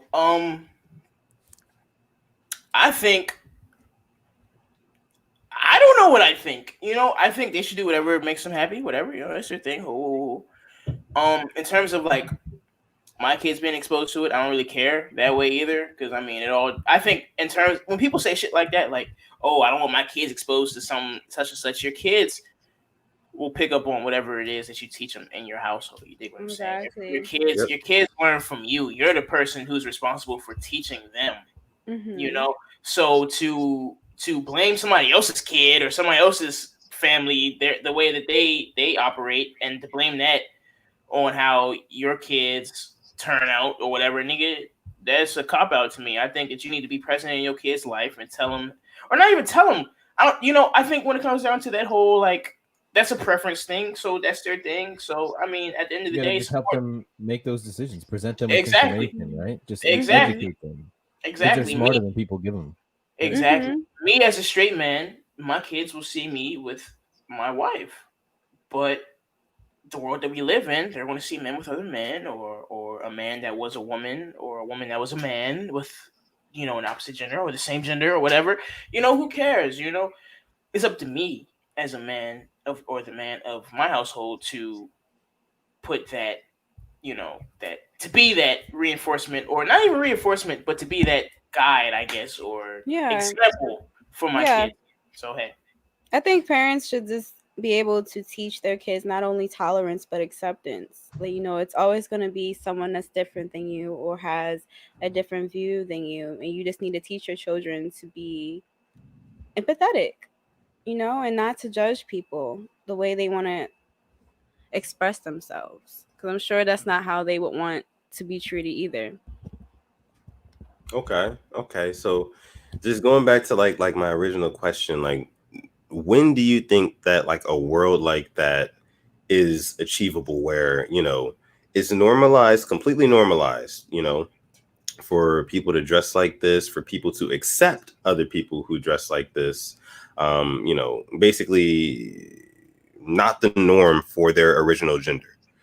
When do you think that is possible?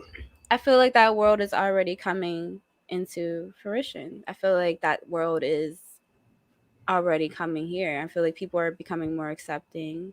People are, it's cartoons like you guys have already talked about on another podcast. It's cartoons that are becoming more inclusive with these things. And I feel like it is becoming normalized because this is a part of our world. There are people with different identities, and Yeah. we need to introduce this to our children so they can learn how to accept them in society. That's what school is for, right? To teach them those values. So I think I think it's important for that to be shown and visible in schools. The same thing with it was so weird for us to be black and white in the same school. I feel like that's the same thing. I feel like we're incorporating these different identities in schools, and it's slowly coming to be normal. But it's always been there. Go ahead, Austin. I'm sorry. No, you're fine. I think everything that like we as a society start to do always comes with an asterisk. Now, everybody wants to be included, and I think that's the generality we can draw from this, is that we want everyone to feel like they're themselves, that they're included, all these kinds of things, which is great. But I'll pose the other side of the question to this, like at least to take the other view for the argument here, is that I've actually learned some kind of statistics and things that are happening, I guess, out there in the world right now as a result of this kind of inclusion, if you will. Now, gender dysphoria is something that has affected the United States at a certain level, right? It's measurable. It used to be 0.01% of the population. That's 1 in 10,000 high school students. So chances are none of us ever ran into that kind of person, right? And it was someone at a very young age, it would kind of be present that they hated their gender. So like the most common thing was, a young kid, like I'm talking a male, like 2 to 4 years old, like openly expressing themselves, like someone who's 2 to 4 years old, you can't really hide their expressions, right? They can't really hide their emotions as well as adults do. So like they're openly hating their genitals, they're like hating, that kind of thing. But what's happened now is like on the backlash, and I guess it's part of this kind of inclusion, or maybe it's just the next thing to latch onto. But all of these people, mainly females, I will say, because females are a little bit more empathetic, like it's just a difference. They are like the same girls that would have been anorexic or bulimic in high school, and then generally speaking, those kind of statistics, bulimia and anorexia happen in groups of like friend groups, like almost 90%. The same thing is happening with young girls who are deciding to become transgender. It's happening in groups of friends, like, oh, we're all transgender, you should be transgender too. And the scary part as a parent is that like states like Oregon and other places, you can go to a clinic and walk out with testosterone that day, or you got an Amazon account, you can start taking testosterone that day, and there are lasting effects.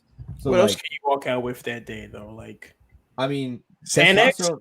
I don't know, but I'm just saying, like, testosterone is crazy. Like during puberty, it's euphoric by nature. So like a girl can start taking it, thinking she's doing the right thing, she's being true to herself, but maybe not talking to her parents about this kind of thing, and she feels great, like, oh, I'm on testosterone, like I feel great, like this is like what I'm supposed to be doing. And like there are long-term effects to this kind of thing when you're going through puberty. Sure. One main thing is that like if a girl decides that she made the wrong decision and she does not want to become a man, like she can lose the ability to have an orgasm later in life. I'm sorry. That just reminded me of this episode of The Office when this nigga Michael Scott was arguing with Dan, and he was talking about like he had vasectomies, like snippet, like he kept on having it like reverse. He was like, do you have any idea the toll that 3 vasectomies have on a man? I mean, that's the reality though. That like that's like there's always some backlash to whatever we're doing. Like we always go too far in the wrong direction. So now that 0.01% of gender dysphoria that generally affects teens is now up to 2%. That's like almost 2 million teenagers in high school across the country. So like, what are y'all's thoughts on that? Like, how would you combat that as a parent? Like, you want your kid to feel comfortable in their own skin, but you're also supposed to be guiding them through life. Like, I find this to be a very tough question. Ooh, man, it definitely is a tough question, and it's a hard one to tackle because like when your kid is growing up, right, like you know them from the day that they come out of the womb, so you know everything, every little thing about them. And the scary thing about sending your child off to school whenever they go to pre-K or kindergarten is that you're going to send them into an environment, a completely foreign environment that they've never experienced before, and when you're surrounded by all of those different people and kids, like kids coming from different backgrounds, different environments, different parenting models and things like that, I think that like, and just like it has been for the past however many years, bullying can be a huge thing, like a huge factor in a lot of bad things happening. And I don't want to say it like that, but because like you have kids who are like maybe 9, 10, 11, 12, 13 who are going to be thinking, I would say, yeah, the ages like 9 to 13 are going to be the age. Bullying regardless. There's going to be bullying regardless. I feel that, yes, but at the same time, I feel like there's something that kids can latch onto when they see a young man or a boy who's supposed to be the same as them, but he clearly is, diverting from the usual, the normal, and he's dressing like a woman. There's something to grab onto there. And, kids like to make fun of each other for no reason. So give them a reason. Yeah. Is that supposed to be the ending factor for like being who you are? Like no, being it's not. Afraid of bullies? It's not. I'm just talking about the reality of things, how it could affect, just a lot of different kids, a lot of different people. And I don't want to say this, but it could lead to like, more children becoming depressed because they feel like they have to suppress who they really feel they are. Kids are very impressionable, the ages of 9 to 13, you're going to school. You think you are this. Let's say this. You are this. You are a male. You think you're a woman, right? But you go to school and everybody is like clowning you for acting like and dressing like a woman. That's going to mess with your head. You don't have fully developed thoughts yet to be like, okay, these guys clearly just don't care of who I am yet. You're going to be thinking like, oh, these people are judging me for being, who I feel like I want to be. Maybe I shouldn't be like this. And you're going to challenge yourself. And that's what kids do already. And I feel like it's going to be heightened to another level if you put it at that, if you give them a reason, so to say, like I said, a clear, visible, physical reason to like bully and to like, put others down and stuff like that. So I do think that like, on another note, the educators, the teachers do have to be the ones to kind of step up, and the parents as well have to be the ones to kind of step up and harp on their kids, just like you teach them right from wrong. Right is not judging people. Wrong is judging people for being different. You know what I'm saying? Like it starts with the parents, of course, and I think it also continues on with the teachers. I know you guys have something else to say. What are you guys going to say? I think like accepting reality is one of the hardest things to do in life. And so many people I've seen kind of go through this where everybody around them's telling them they're different. Like, oh, you're dressing a certain way. Like you're different. You must be gay, or like you must be, you must be transgender, like you're different, so that automatically equals this. Like Mhm. none of that shit actually matters. Everyone is different, and the crazy part is everybody feels that way. Everybody feels different from everyone else. Like I have similar thoughts and feelings like everybody in here, but we're all different at the end of the day. And some people cope with that differently. But I just wish there was a better way for people to get the point across that everybody's different. And just because you're different or you do a certain thing doesn't automatically like determine your sexuality. Like you can be a hairdresser and then still, go home to your wife every day. Like it doesn't matter. Like you are your own thought process. No one else decides this shit for you. But so many people fall into that trap where they don't have someone to talk to or like talk these things out. Where And that's the problem. yeah, they're just being told they're different from everybody. Like I just literally been in touch with people where everyone's telling them they're different, and then they're like trying to come out to me, and I'm just like, is that true? Like you haven't been around like me in a long time. Like you sure that's really true? Like you're with these new people you've known for a couple months, and they're all telling you, oh, you must be gay. You must be gay. Like is that really like the answer to all your problems? Like I feel like some of these little things are like quick distractions. It's like a quick band-aid that you're just throwing on something to cover up, all of these other issues. Yeah, I want to go off the fact that you said that everyone needs someone to talk to. I feel like that's the reason why a lot of our children are confused, because they aren't having any conversations. These conversations are taboo to everyone. They're taboo to adults. They don't want to talk about these feelings or emotions that their children may be having, and that can lead to confusion, and that can lead to brash decisions because they're looking towards their friends. They're looking towards their peers. They're not looking towards adults that have the mindset to sit here like, look, I understand you're having these feelings. I understand that you feel like you're not in the right body, but I feel like you should just wait. I feel like you should wait and have this conversation and not take these permanent measures yet. I understand you feel that way. But we don't have those conversations. So I And feel like that's yeah. why. Going I off, feel like Austin. it sometimes is like as society has progressed, like think about how far we've come in terms of like I know like racism is still really bad, but like just acceptance in general and like I guess sexual preference and all these kinds of things. Like I'll be honest, on my father's side of the family, my my dad's brother came out as gay and he was disowned. Like it was bad. Like it was not accepted at all. And I think he was really gay. I didn't have the pleasure of meeting him, unfortunately. He passed away before I Oh, I'm was sorry. born. Yeah. But like it's just so let's just like the theoretical of where like so one of my parents might have had a certain thought or felt a certain way and they never talked it out with someone about their sexuality. They're not going to impart the same things to me. So like each generation has to take it upon themselves to like get To outside, relearn, to relearn, unlearn. because it could be the difference of like your son or daughter making a lot like a lifelong lasting choice, or that's setting like the stage for anxiety and the depression to like take over, and you didn't necessarily have the tools to help them with that, but like something to overcome. And like Yeah. it always comes back to like you just got to talk about things. Yeah, they don't talk about sex. They don't talk about anything. It's like everything has to be experimented with children because they don't want to talk about it. Yeah. It's so uncomfortable for them. And I feel like that we need to normalize these conversations, and we need to normalize being able to be open with our children so they feel like they don't have to go to other people that may not be giving them the right thing to put in their ears. We need to be able to be open with them and have this conversation. And in their defense, like they didn't have that. Like I was really surprised when I learned. I was talking to my dad.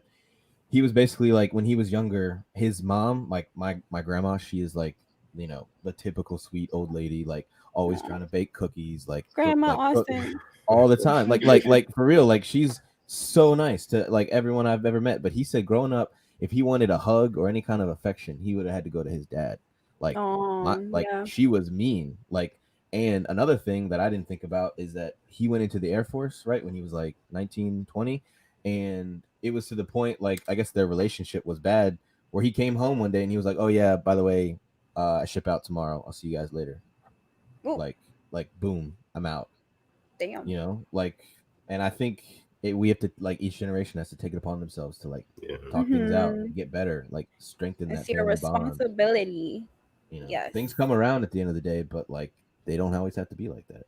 Yeah. That's true. Yeah, I definitely literally just came out like the day after Pride, so I definitely have some personal experience with I didn't know that. yeah. My mom my mom has been asking me for like I guess I think about like 5 years if I was on the scale, and I didn't want to have the conversation with her because I felt like she was going to be really judgmental, and I felt like she was going to disown me, or it was going to be a whole different eye view for her, so I was so scared. But the day after Pride, I had like this rainbow eyeshadow on, I had a rainbow on my face, I had equality written on my shirt, and I FaceTimed her and I was like, look, I like women. I was like, I like women, so That's awesome. what we're going to do about it. And congratulations. Let's normalize no, for real though. I think that's very brave, and a lot of people are scared to do what you did. Like there's a lot of people who are scared to like come I guess out of the closet or whatever, and just stand in what they are, Yeah, scared to be themselves. Exactly. And imagine if you guys couldn't be who you really are, like out in public. You know what I'm saying? Like yeah, we're privileged in that way. Yeah, exactly. So it would suck. So like, everybody who's doing that, who's brave enough to come out, and those who aren't, and you're a little bit more timid for whatever reasons, like I still congratulate all of you guys for living in your truth, man. You guys need to live in your truth, be who you are at the end of the day. I think that's the point that we're all trying to make, right, Austin? At the end of the day, be yourself, own up to what you are, and it's fine, like trust your people, own path. people are gonna you don't need anyone to decide it for you. That's my point. Exactly. Be courageous. And I'm a straight male, and I get judged all the time. I've been called corny. I've been called lame. I've had some corny things to happen. Hey, hell, whoa! I don't know. My mic not be working. Hello. All right. So apparently, I've been called everything, bro. Like but I'm me at the end of the day. I'm gonna wake up tomorrow and I'm gonna still be Jordan. Period. Who's Jordan? That's who you're talking to right now. That's the original, the number one name. Exactly. That's what I write down on my paper. Yeah, exactly. I'm gonna wake up tomorrow. I'm gonna be that motherfucker tomorrow. And that's on a period. Period. And that's on period. I implore you niggas to wake up every day from now on and be that nigga that you write, or that woman, whatever. Whoever you are, when you write it down on paper, nigga, be that person from now on. Every day. Don't let nobody discourage you from being who you are, man. So I know I joke around a lot, but great. At the end of the day, be who you is. Right, guys? Preach. Now, I quote Bernie Mac. I want to quote Bernie Mac once again. If someone doesn't let you let you be you, fuck them. Fuck them. Fuck them. Fuck them all. They're not worth having around. And my friends accept me for who I am, bro. And that's why I love these niggas. Corny ass niggas. I love all you niggas. We all got that bond. So I don't know what I was gonna say next, so I'm gonna let Izzy do what he do best and bail me out. Yeah. All right. So that was a wonderful topic on just D Wade. It started with D Wade's son, and we got all the way into just being yourself, which is really what it's all about. So, if you agree with that, then you're a good person. If you don't, you're not a good person at the end of the day. That's what it is. Not the banging. The banging. Whoa. Not the banging. There we go. The banging. The banging. Not the bang, bitch. Take it out, bitch. That shit ain't hit, bitch. I don't like the front and shit. Don't like the front and shit. Take it off. That shit not. Yeah, that shit hard. Y'all niggas. Y'all That need shit to get hard? into it. Yeah, that shit We rock. love that. That We shit, love the yeah. banging. We Not love the bang. The banging. Oh no! You can't keep doing We it. can't You do it can't. again. Yeah. I'm sorry. I just want to know who originated that. Like, where did that come from? Some black TikTok woman. girl. Yeah. Some black woman. A black woman. woman. Black Lives Matter. Absolutely. So, guys, there was this other topic that we were going to talk about tonight.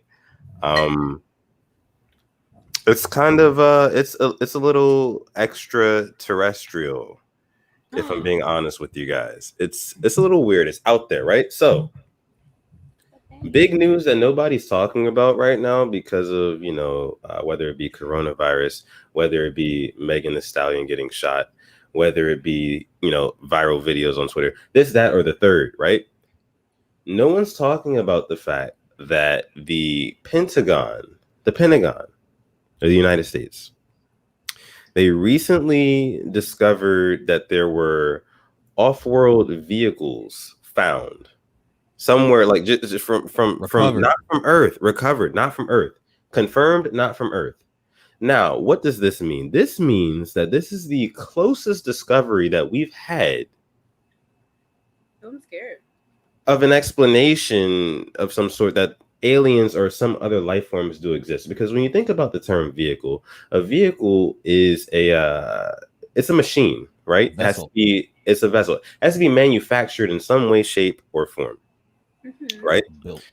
It has to be built, exactly, Austin. And I'm going to defer to you on this because I know you were looking into this a little bit earlier. Why are we not making big news of the Pentagon making these findings? We've never been closer than we are right now to discovering that aliens exist. Why are we not making a big deal out of it? Austin, take us away.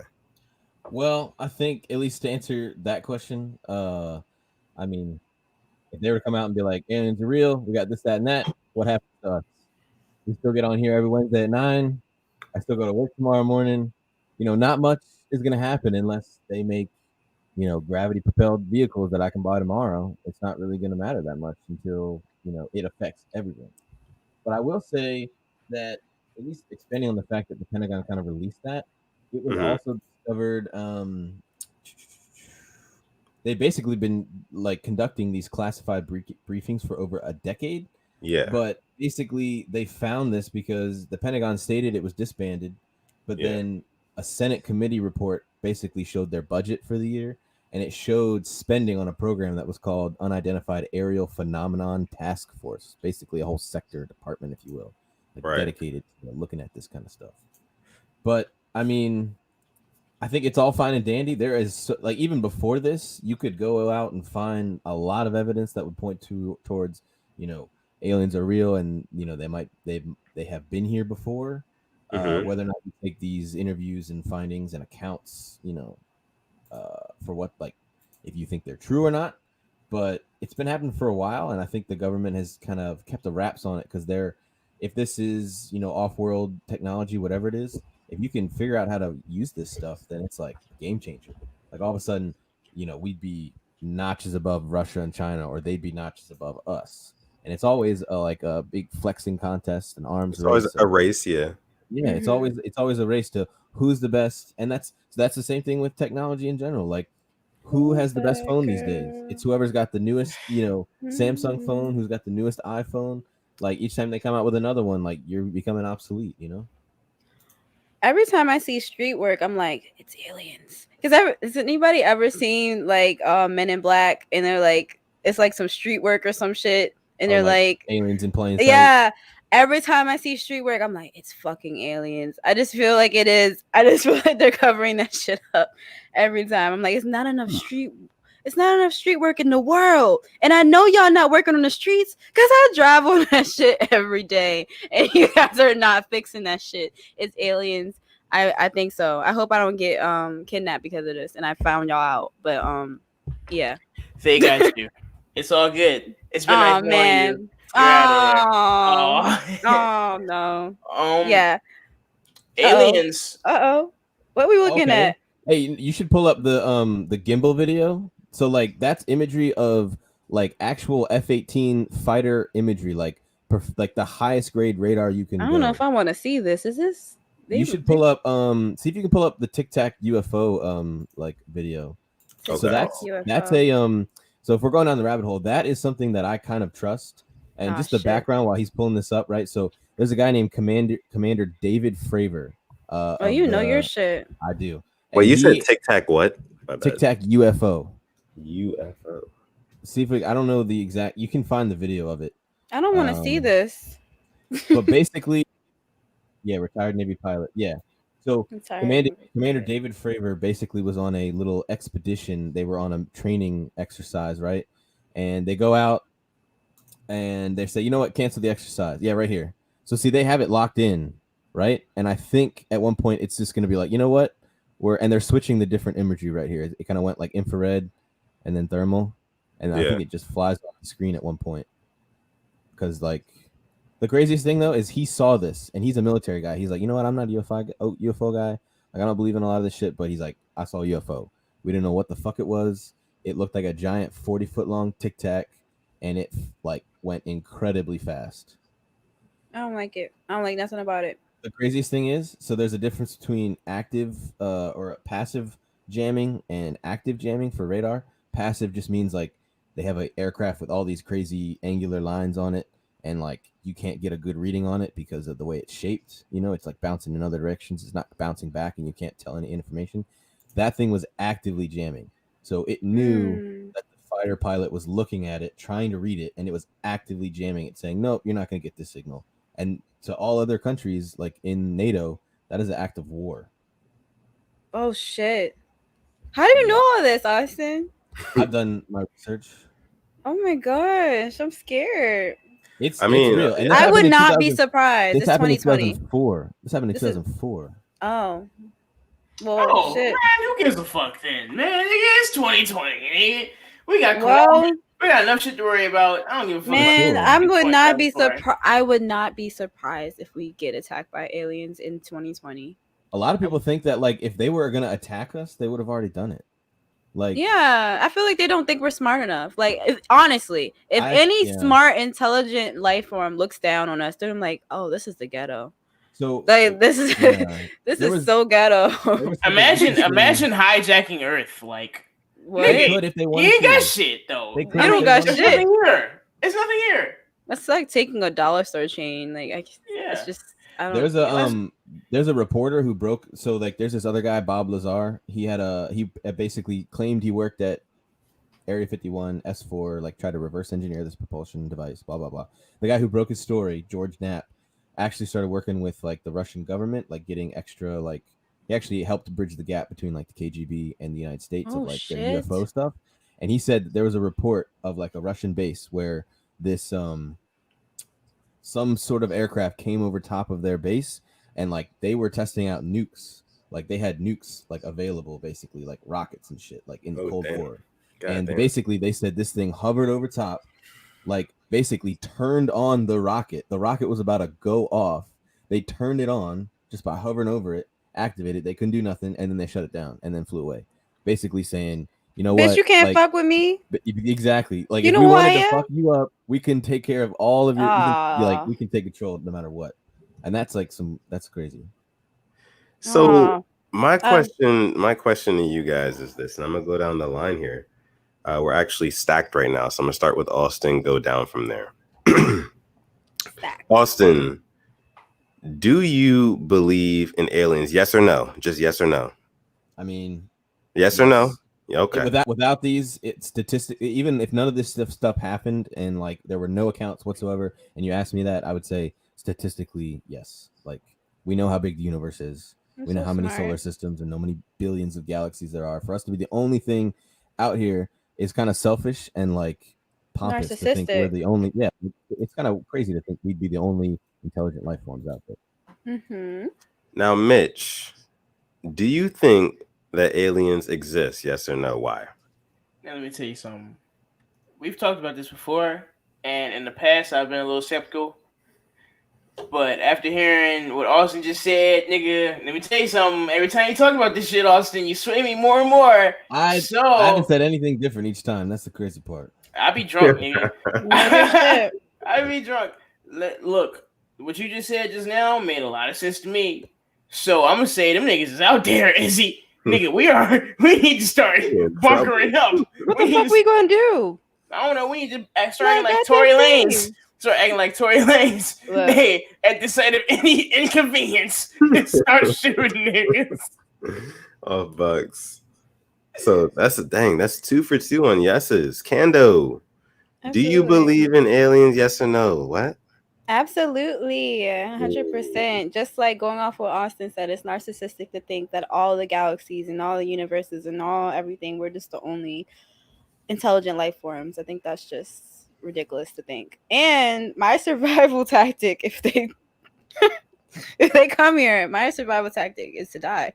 That's my survival tactic. I'm out of here. It was nice knowing everyone. Yeah, I was laughing at that point. I'll pose the question to all of you though. So there's a lot of crazy people out there with all this shit, which I don't trust a lot of these like speculation and bullshit like that. But from a evolutionary standpoint, if there are these aliens out there that have this technology that can get here in and out, whatever they want, right? Probably means they've had it for a while. And humans have only been around for a couple 100,000 years, right? And we've only been recording time for a few thousand years, right? So, and they know, at least from other species that were like us, like Neanderthals, and I can't list off the other ones, I'm not that smart, but there are other species that were close to us, right? But Homo sapiens 2 million years ago had this random jump in brain size, right? We doubled in brain size over a few thousand years, like 2 million years ago. That basically set us apart and we became, whatever, smart as shit. What is the right word? Sentient beings. Like we know we're alive, right? And a lot of people think that was alien intervention in some way, shape, or form. What do you guys think about that? Oh, I got one. I got something for this. Okay, so I feel explain a brain size jump like that. Honestly, I read something like I think years ago, and everyone thinks I'm crazy. I don't think we belong here. I don't think we belong on Earth. I think we are literally an experiment in space. I feel like we're a social experiment for another being. Like I feel like they just put us here. Like let's see what these niggas be doing, and they're testing us every century. They're like, okay, let's see them progress. Let's see if they get it right this time, and they're just like so disappointed. They're just like, this isn't gonna work. Especially it was also a psychic, just like if you watch Simpsons, they have certain things that it's just so weird that they're so on point about everything that's going to happen. They knew Trump was going to be president. I think they also had an episode about coronavirus. It's just so on point and scary. It's also a psychic that says in the year 2000, I think 30 or 40, that it will be aliens that will come down and teach us how to live underwater. It's also crazy. You know how that Mayan calendar shit, they were like the world's gonna end in 2012. Well, technically, when we switched over from the Mayan calendar to the current Gregorian calendar, there was an 8-year gap that got messed up. So 2020, quote unquote, is end of the world. There's some conspiracy for you. And honestly, that makes a lot of sense. Whoa, so with that logic, we're basically saying like coronavirus is the beginning of the end, which is scary. Did you see the guy that lost his fingers on the news today? It was a guy that lost his fingers due to coronavirus, and he's not being sent around. Like no one knows about this. He lost most of his fingers because of coronavirus. A guy is paralyzed. Like they had to chop them off for reason? He doesn't have any fingers. Also a guy that had coronavirus. Not to scare you, Mitch. I don't want to scare Mitch. But he had coronavirus and he went to go get tested again, and it was gone. But then it came back and he was paralyzed from the bottom down. It's affecting a lot of people differently. Wait, what'd you say? Wait, what? Say it again. He got coronavirus. He went back and got tested. They said he didn't have coronavirus. He got it again, and then he became paralyzed. Oh, fuck that. From the waist down. Hey, look, man. Look. Hey. But you're fine. You're Yeah, fine. I just didn't want to scare you because I know that it's just sensitive. I would be scared. I wouldn't want to hear that. But Mitch, Austin was just saying that like when we transition from the Mayan calendar to the Gregorian calendar, the Mayan calendar, if I heard you correctly, Austin, had the world ending in 2012, right? But the Gregorian calendar has an 8-year difference, being 2020 would be the end of the world. So in coronavirus coming in 2020, it seems kind of convenient. And then with Kando saying with the person who lost their fingers, due to coronavirus, is the virus like evolving? Is it going to evolve to the point where it could possibly be like the end of us all? You know what I'm saying? Yeah. That's some crazy shit to think about. Scary. Hey, look, if that's the case, if the world ends this year, there's a lot more that I need to do this year. Me too. Speaking Like of which, a though, lot Absolutely. it's almost like well known that like the coronavirus was a lab leak. You guys know that, right? Mm-hmm. Yeah. Too many I thought it was signs. like a farmer's market or something in China. The Wuhan wet market was kind of like a cover up. Like, oh yeah, that's what happened. But like, I listened to this evolutionary biologist talk about it in an interview. He's like, I'm not an expert on viruses. He's like, but if I look at the structure, he's like, on my basic knowledge, there's more, indications that point to the fact that it is, something that's been tampered with. There is basically part of the structure that helps it jump from, it was a bat-based coronavirus that jumped to humans, right? But there are structures in it that help point to the fact that it was man-made, tested right? upon and somewhat man-made. He said this extra little piece in it, I don't know the name of it, he said technically happens naturally, but it is extremely rare. And he said if I was someone in that Wuhan lab that wanted to test gain of function research, which is like on the ethical debates right now, whether you should be doing it because something like the coronavirus could happen. He said I would insert this little piece to help it jump, and then I would inject it into like human-based tissue to like train it, because it's two different characteristics. Like to jump is one characteristic, but then also to spread within that new tissue that it just made the jump to is a whole nother set of skills. He said so the fact that like it already had this knowledge, this like training, he said it's very suspicious. I definitely believe that 100%. Just like the other diseases that are man-made that got out of control, that they were trying to like fuck up with one race group, and it just grew and got out of control. Yeah, So I definitely agree. Who cares? Life is good. It's fun to talk about, but yeah, it didn't. I don't like talking about conspiracy theories that much because if you really think about them shits, man, that shit. If it is true, nigga, and if I start believing that shit, I'm going to be depressed. So I do not. That's why they don't do it. They want us to be fucking ignorant and just be happy and eat fast food and just be like, hey, everything's all right. What's the episode in the Avatar? There's no coronavirus here. There's no worries. Everyone, let's just go back to the bars. Let's just open up Disneyland and Six Flags. Just wear your fucking mask. I remember that episode. Just wear your mask. Just wear your mask, man. One more little question. Reek says, our guy Reek says, are y'all getting the vaccine whenever it does come out? I assume one will come out eventually. Are you guys going to get the vaccine? They're talking about it. I'm not getting it. I don't know. Too hard to it's too hard to like really know because like a true vaccine takes years to develop and actually be effective. And they came up with this shit in like 6 months. Like, I don't know. And they said Johnson Johnson's behind it. And like, fuck no. Evil company. They are. Yeah. Why would I do that? You know what's funny about niggas, bro? Oh, do y'all fathers ever refer to y'all dicks as Johnsons? All right, next. Man. No, I'm just saying. No. For my niggas on the panel. Here we go. What about me? What about me? Did your dad ever say his dick was a Johnson? Kando? Okay, I'm sorry. Never mind. No? Okay, thank you. Def, I know your dad said Johnson. Of course. No, baby. That nigga said Johnson. Austin, I don't know how y'all culture work. What's the word? I don't know. I mean, what do you refer to his dick as? My dad might have said that. No, not Peter. My dad might have said that, but I mean, I can't recall honestly. No, My dad called his dick the Johnson. Because The Johnson. you got the word John, and then you got the word son. You put those two And my words dad together. said, "Don't go to school and lose your head, son." That nigga used to tell me that when I was a kid. Hey, look, niggas, if you're out there, listen to your fathers, because your fathers know what's good for you, man. Don't go up to school and lose your head, because it's easy to do that. Don't lose your head now. Lose your head, and your Johnson. Listen to the right head. Did your dad ever used to say that to y'all? Listen to the right head. Yeah, of course. Yeah. The head, not the little head. Not the little head. Because the days little head will lead you astray. That is Hell for yeah. sure. That's what y'all like to do now. Nah.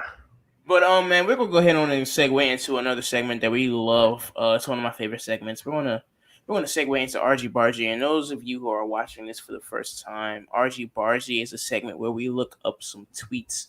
One member from the panel, this week is going to be me. I'm gonna go in and look up some tweets using a keyword. And I'm going to look up the word that all of us have said in a tweet, and we're going to play a game where we get to, choose who most likely said that tweet. This week the word is parents. I don't know if we've done this before. I feel like we have because I saw some tweets that we've gone over before. But I found some other cool ones, so we're going to go with the word parents today. RG Bargy with Mitch from Earth. Give me 1 second to pull. I do want to set the precedent though. Like I want to keep up the whoever wins the most. So if Kando wins though, and she's not on the next one, she gets to choose who does it next week. How about that? Oh yeah. That's a good idea. That's a great idea. Yeah. That's a Love great it. idea. All Can I right. just do that, and if I lose too? You want to choose either way. Yeah. I mean, I'm with that. Who cares at this point? I Hey, you suppose got that's fine. Who cares? That works. Okay. all right. Sure. Cool. So using the keyword parents, and I quote, "I hate doing homework, and then my parents don't believe me." End quote. Austin. Mm, I'm gonna go Austin on that one.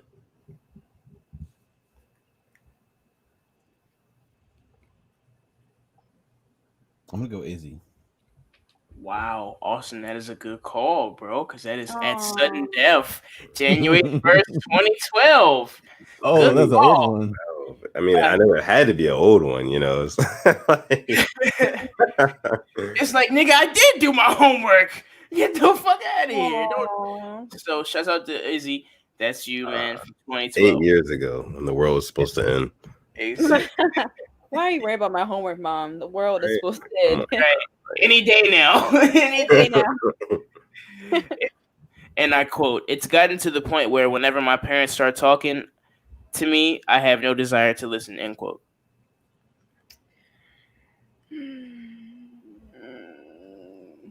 I'm gonna do a stare down. A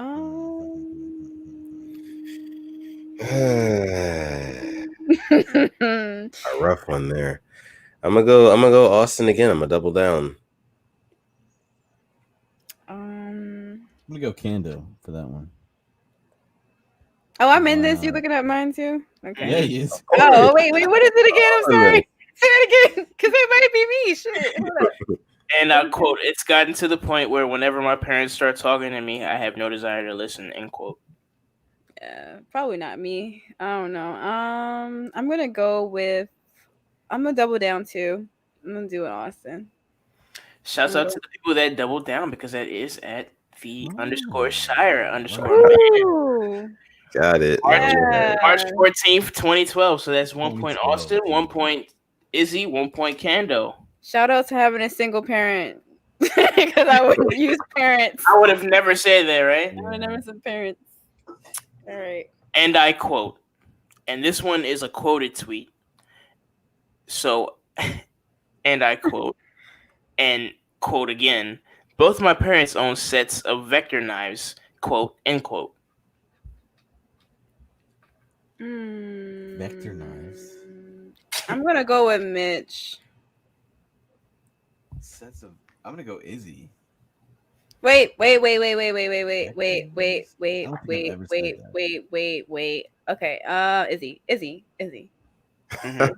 Izzy. The fact that, look, like the fact that like everybody's acting like they don't know what vector knives are. I know what vector knives are. Okay. Okay, so I'm gonna go with you then, because I don't. Oh wait. Okay. I got Kando. Okay.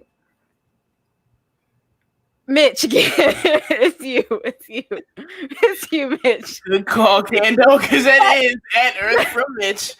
And I tweeted that August 29th, 2014. Hold on, we gotta talk about vector So what knives. is You a guys have vector not lived the trauma of being in high school and having people prey on you because you just wanted a job. You just wanted a job. Yeah. You just They're wanted money motherfuckers. to pay for your shit. Mhm. And these people, they prey on you and say, "Oh, you got a job interview," and you walk in and it's just a bunch of people with chips and water. It's almost a pyramid scheme, honestly. It's a cult. Yeah, it's a cult, it's and they want you to sell their vector knives. It's They want you to sell those knives at the door and tell them how sharp they are. Those sharp fucking knives. And they are actually very sharp. So they're very sharp, but I just don't appreciate them preying on me as a broke high school student. You are fortunate if you don't know what vector knives are. You are actually. I don't, so privileged. We see the privilege up here. I guess I don't know. All right. All right, next. And I quote, "I wonder what the other me is doing in a parallel universe. We couldn't parent. Let me start over. And I quote, "I wonder what the other me is doing in the parallel universe. We could parent trap people for a week." End quote. I'm gonna go at _ Coach Kando on that one. The person who tweeted that knows exactly who they are. I'm gonna go Kando as well. It was me, and I remember saying that because it just recently happened that we found a parallel universe. Actually, it was very hard finding tweets from Kando for parents. Because I don't have parents. Oh, see. Oh, come on. I don't have parents. Moving right along. Moving right along. I don't have parents. And I quote. And I quote, "Parents just left me, teared up a bit, and fuck." And I quote, I'm sorry. And I quote, "Parents just left me, teared up a bit." End quote.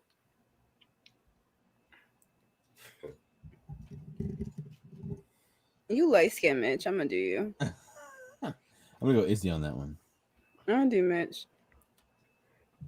Izzy is gonna go Izzy on this one because Izzy knows he tweeted this one. For sure. Back in 2013 when I first went to college and like my folks dropped me off, they left, like they was going hours away, and I was like, damn, this is the first time in my life I'm gonna be off on my own for real. And this shit just kind of hit me. You dig what I'm saying? It was early in the morning. It was what it was. What time did I tweet that? Can you see that? Can you see the time I tweeted that? It was probably early in the morning. 9:20 a.m. Yeah, it was early in the morning. 2nd, 2013. Yes, sir. Poor baby. It was what it was, Yeah, man. So we're gonna move right along. So if I remember correctly, I think Kando, you got 2. I think everybody got 2 right now, right? Yeah, I think I got 2. Yeah. You're not even keeping count. It's hard. I got 3. Anyways, right? You got 3, Kando? Yeah. Kando, I think you do got 3 now. I should say that. Austin, how many you got? You got 2 or 3? I thought I had 3. You got 3? Okay, we got 3, 3, 2. All right.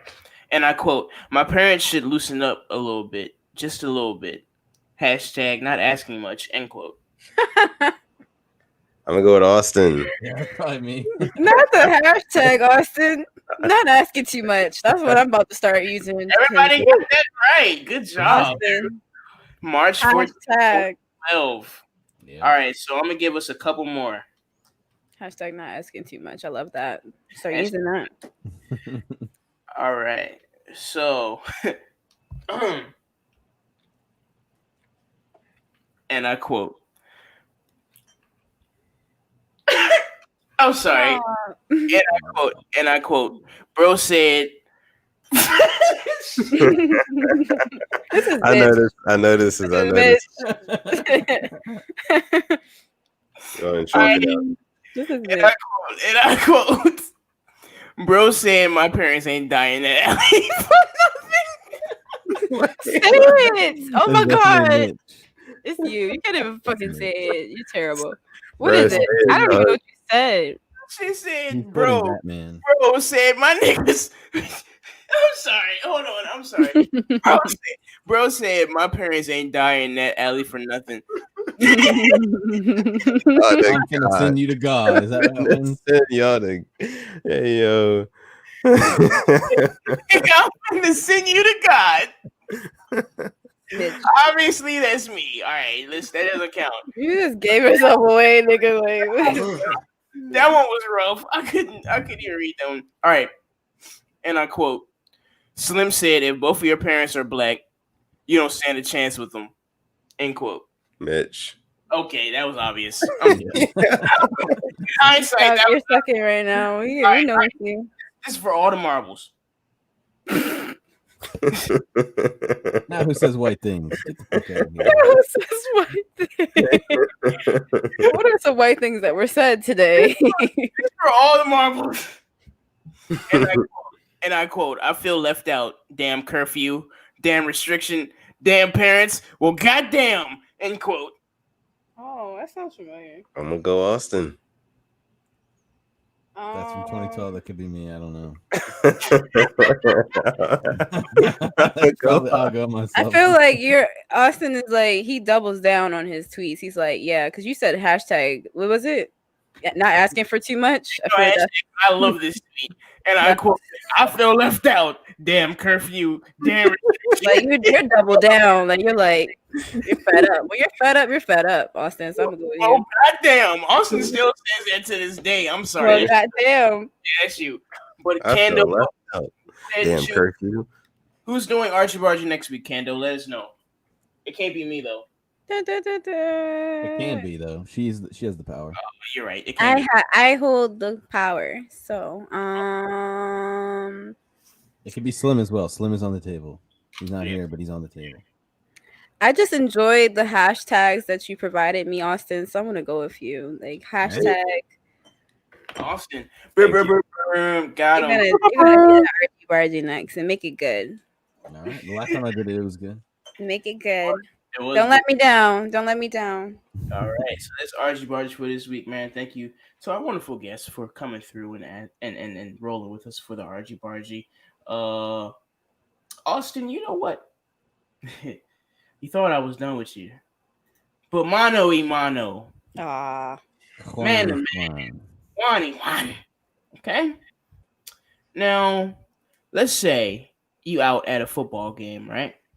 I'm not talking Spanish football. I'm talking about American football. Football Americano.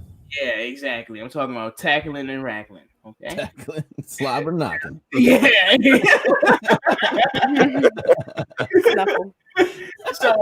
So I'm talking about scuffle. Yeah, exactly. So tussle. So, y'all with your wife, right? Or your girlfriend? You my whatever. wife. Yeah, your wife. Mm-hmm. My wife. About my wife. Okay, so you out with her, right? Yeah. Shouts out to Mal. And y'all chilling. I mean, you in a box. Just to say, you in a box this week, right? I got money. You do. You know, you're established. You've been working hard. Got the large popcorn. Let's just say, you know, you watch the game, you chilling, right? And you hear a familiar laugh behind you. It's just very familiar. You know, it's a female laugh. You turn around and you look. And it's one of your nigga's girlfriends, but she's not with your nigga. She's with another nigga. Aww.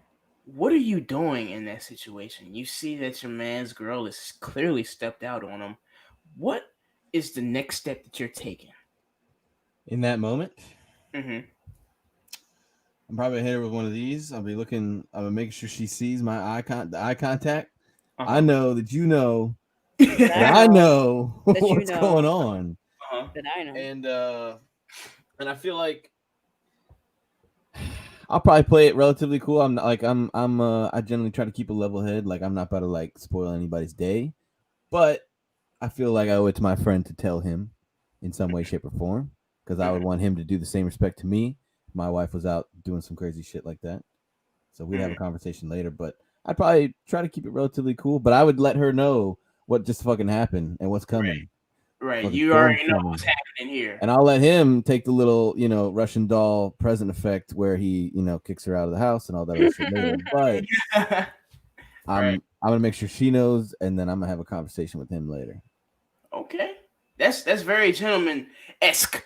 Okay. Now Kando, you in the same position. Let's just flip the genders, okay? You out with your man or whatever, or your girl, whatever. You do your thing. And you see one of your home girls or homeboys, significant other. Exactly. You see them. What's going on? What you doing? They with somebody else. What you doing? Man, I'm going off. Okay. I ride with my friends. Yeah. What if? Do you know I can see you? Straight up. Like, I will make a scene in there. It's happened. Yeah. My friends have done it for me. They've seen someone out in the movie theater, like, take a picture of them. I might even invite her to come sit next to me. Your man here. Let's come down here looking good with another man. Let's do some damage. Tag them, bag them. Yikes. Let's have some fun. Red-handed. Let's have some fun now. Come on. What you doing, bro? Now you out with your girl, and you see that your man's girl is out with another nigga right behind. What's going on? What you doing? How you acting? What am I doing? I'm gonna do exactly what that nigga did in that video in that gif.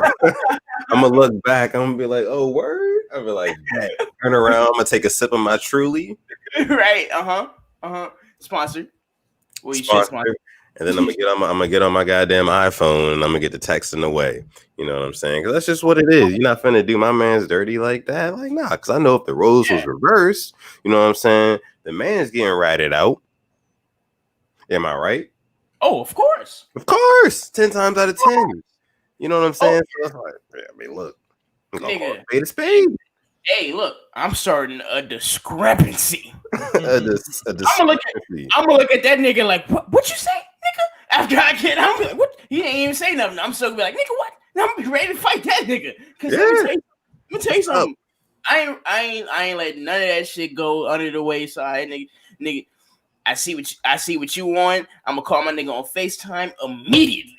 I'm gonna let my girl know. I'm gonna be like, hey, shorty, look, my nigga's girl here with another nigga. I just want you to know, you already know what I'm about to do. And that's all she getting is that right there. Because, nigga, I'm giving the FaceTime. I'm like, hey, I'm putting her on blast, nigga. I'm making her leave. Because I don't. Yeah. But you guys be comfortable. Why would I let you be comfortable on this where I'm here? Now I'm uncomfortable. Yeah. You ruining my night. You seen me see you. We seen each other. You know I can see you. Exactly. Like, we're not going to chill. So what would you niggas do if you got caught? No, actually, I can't even ask you. All right, so that's gonna be mano y mano for this week. If I got caught like that, I don't know what. Like, I don't even know how you get. I don't even know how you get out of that situation. You probably been in that situation. You fucker. No, fuck no. Fuck no. I wouldn't be surprised if I ever did, but no. I think I've been in a situation like that, honestly, actually. I've been in a place where I wasn't supposed to be with a person I wasn't supposed to be with. But look, who you gonna believe? You gonna believe your eyes or you gonna believe your That's a fact. So man, your eyes or me. This has been episode 14 of Sitting on 22, right, guys? 14. And Kendo, I think we had you on here. What was that episode? 10. No, not 9. 9. 9. Mm-hmm. 9. We had you on here episode 9, and it's episode 14. We had you 5 episodes later. And first time you were here, we asked you what kind of gal you were, what kind of girl you are, or woman. I'm not sure what's politically correct these days. Mm-hmm. All that though, you know what I'm saying? And the people who are watching, they probably know who you are, but we probably got some new people who are watching today. So Kendo, I just want you to let them know what kind of girl are you today? What kind of woman? What kind of that are you today? What's going on? Man, I'm the type of girl that you can text and ask to come on the Sleaze Mob show, sitting on 22s and come through. I'm that type of girl. I ride for Sleaze Mob. Thank you. We appreciate it. Love you, Pando. We love you here in the Sittin' On I love 22. you guys too. So that being said, all love. So Big Def, love. what kind of guy are you, man? What's going on with you today? Mitch, before I was a beer / wine drinking kind of guy, but now I'm a hard seltzer kind of guy. I'm not gonna lie to you, dog. Listen, you've been sitting on 22s for the past almost 2.5 hours. I've been drinking the Truly. He been drinking the White Claws. I know he feeling good. I'm feeling great. You know what I'm saying? Like this Truly's, Mitch. Hydrated and drunk. Mitch, I need you to get put onto the Truly's, bro. I need you to try them out, dog. Is it that much better than the White Claw? The strawberry lemonade is the truth, bro. It's the truth because it tastes just like strawberry lemonade. You don't taste no alcohol, yet it's still 5%. Okay. It's wild. It's wild. I'm telling you, dog. So I officially, I'm a hard seltzer nigga, and specifically, I'm a Truly's nigga. I'm also a White Claw nigga too. You know what I'm saying? Shout out to my girl Kyle. Shout out to Ash. Shout out Day. Shout out Sean. All my niggas from SOMD. You know what I'm saying? We be on our hard seltzer shit. But that's what kind of guy I am. Okay, I respect that hard seltzer gang. One of y'all niggas got to sponsor us at some point. White Claw and goddamn Truly. Pick your poison, Austin. Now the white boy, the token. I love you to death, bro. Let the people know, man, because I know you, but they don't know you. You dig what I'm saying? What kind of guy are you, man? I'm a cook for my friends so I can share my culinary genius kind of guy. I don't know if you know, but nephew down here has got some chicken nugget ass taste buds. I'm determined to broaden his horizons. Okay. I cook too. In life. That's not true. Me too. Same. Just a quick sidebar. One time I went over Austin's house and he had made food, and he made this casserole, and there's it's like a stereotype that white people love making a casserole. You know what I'm saying? Especially white women. That's a thing, Austin. Don't get it twisted. I know that's a thing. I just trying to think of what I made. For sure, but whatever you made, it was bomb as far. I think you put I don't know if I think you put vegetables or something it was broccoli. Yeah, broccoli. Yeah. I grew up on that stuff. Bruh, I'm telling you, dog. It's super easy too. That shit what was it? Rude. It was just a broccoli casserole. Take steam a bunch of broccoli and then get a can of cream of mushroom soup at the store. Oh yeah, that's a secret. Mix that together and then throw on cheese and I don't know, Cheez-Its or goldfish on top. Yeah. Bake that shit for a few minutes. Boom. I'm did I ever cook for any of y'all? I think I cooked for Izzy once. Yeah. You had my cooking before, Izzy. Yeah. It was great. Okay. Austin's cooking had me. Still appreciate you for that, honestly. Love you. Love. Austin's a little hurt. Fuck you, Mitch. Fuck you. But Austin, I have to try that. It's super easy. All right, fuck it. Did you say what type of guy you were, Mitch? No, you didn't. Okay, first of all, I'm gonna go over Austin's house after he cooks that casserole and potatoes and shit. I'm gonna eat it cold because I'm so fucked up that the shit was so good. I'm gonna start sticking some food in the back. I'm a feed the dog. Yeah, exactly. I ain't even gotta heat it up. Where's the microwave? I ain't asking none of them questions. If you got a dog around and I don't like your food, I'm gonna feed the dog kind of guy. I'm on a slick tip.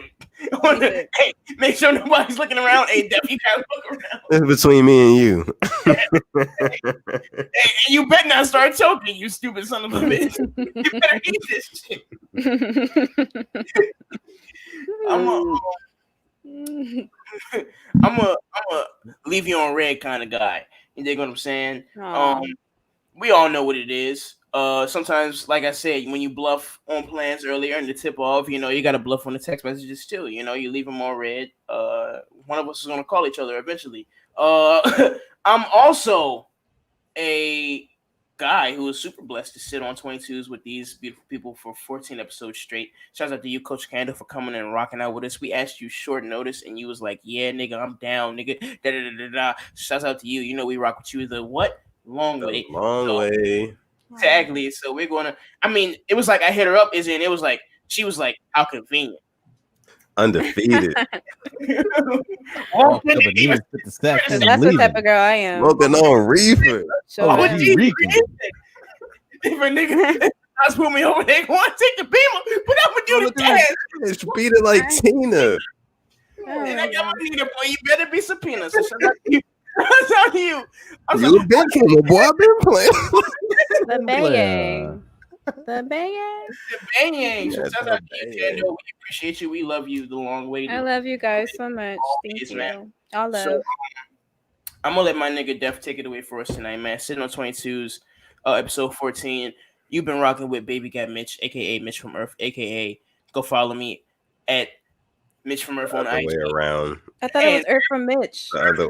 See. Earth from Mitch on Twitter. We'll have that fixed next week. Have that fixed next week. I don't ever get no followers off the shit, no way, so it don't matter. Can't lie. Damn. Oh, aka I got so many AKAs. I can start a sorority, aka nephew Conrad. Not con you, but you can't Conrad. Def, go ahead on and do your thing. The thing. Yes, sir. I'm gonna go ahead and let Austin let them know where they can find you, who you are, who you is. What's up? You can find me on Twitter at the Shireman _ thrown in there a little bit as well. It's Austin, aka Shire, aka the Serenading Marinade, aka General Sawston, signing off. Kando. Okay, you can find me on both Twitter and IG at _Coach Cando. Be on the lookout for new projects soon. Some of these guys might know what that is. But aka Coach Bando, aka Baby Lisa Ray, aka Baby Spice, aka if you don't know now you know. Yeah. Yeah, and I am Sutton Def. You can find me on Twitter or Instagram at Sutton Def, aka Malvo Witherspoon, aka Jimmy Big B's, aka Theo Radcliffe, aka Izzy if you know me, and that's only if you know me. If you don't know me, don't call me that. Call me Def, please. I prefer that. And yeah, you've been sitting on 22s for the past 2.5 hours. We appreciate all you guys for coming through and tuning in to episode 14. We're going to see you guys in the next one. We're just going to remind you guys before we get out of here to like this video, subscribe to the channel, and Mitch has something else to say. I'm sorry, not to cut you off. Izzy, let me tell you something. We're missing a guy tonight, and the reason that we're missing this guy, I don't think we ever mentioned it this whole episode. Sorry. It's my motherfucking nigga's birthday, man. Shouts out to Slim, man. Slim, Right, it's your birthday today. So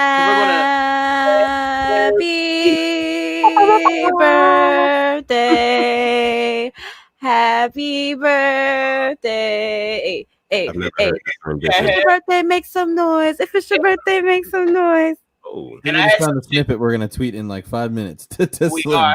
Exactly. Happy birthday, Slim, man. We love you to death, but let me show you one thing real quick. This nigga is gone. He's done. He's out of there. He's out of there. He's out of there. Slim, happy birthday, Slim. Slim, happy birthday. Shouts out to you, man. Shouts out to damn, what's her name? Joy? I don't know what the fuck her name is. Shouts out to her. We appreciate y'all, man, for rocking out with us. Go follow at Lord Broadus on Twitter and IG. Wish him a happy birthday. Yeah. And this is once again Mitch from Earth signing out and signing in. Yeah. I am. And like I said, you have been sitting on 22s with the Sleaze Mob. We'll catch you guys in the next one. Make sure to like and subscribe to this video. Submit us any mob mail if you have any questions for us for next week's episode. Make sure you go ahead and shop olurclothing.com. That's olur.com. We appreciate you, Coach Candle, for coming out tonight, being our special guest as always. No problem. And you know you'll be back in the near future. So always, whenever you need me. Whenever. And that's why we love you. So we'll catch you guys in the next one. Love 22. RIP Baby Burns. Peace.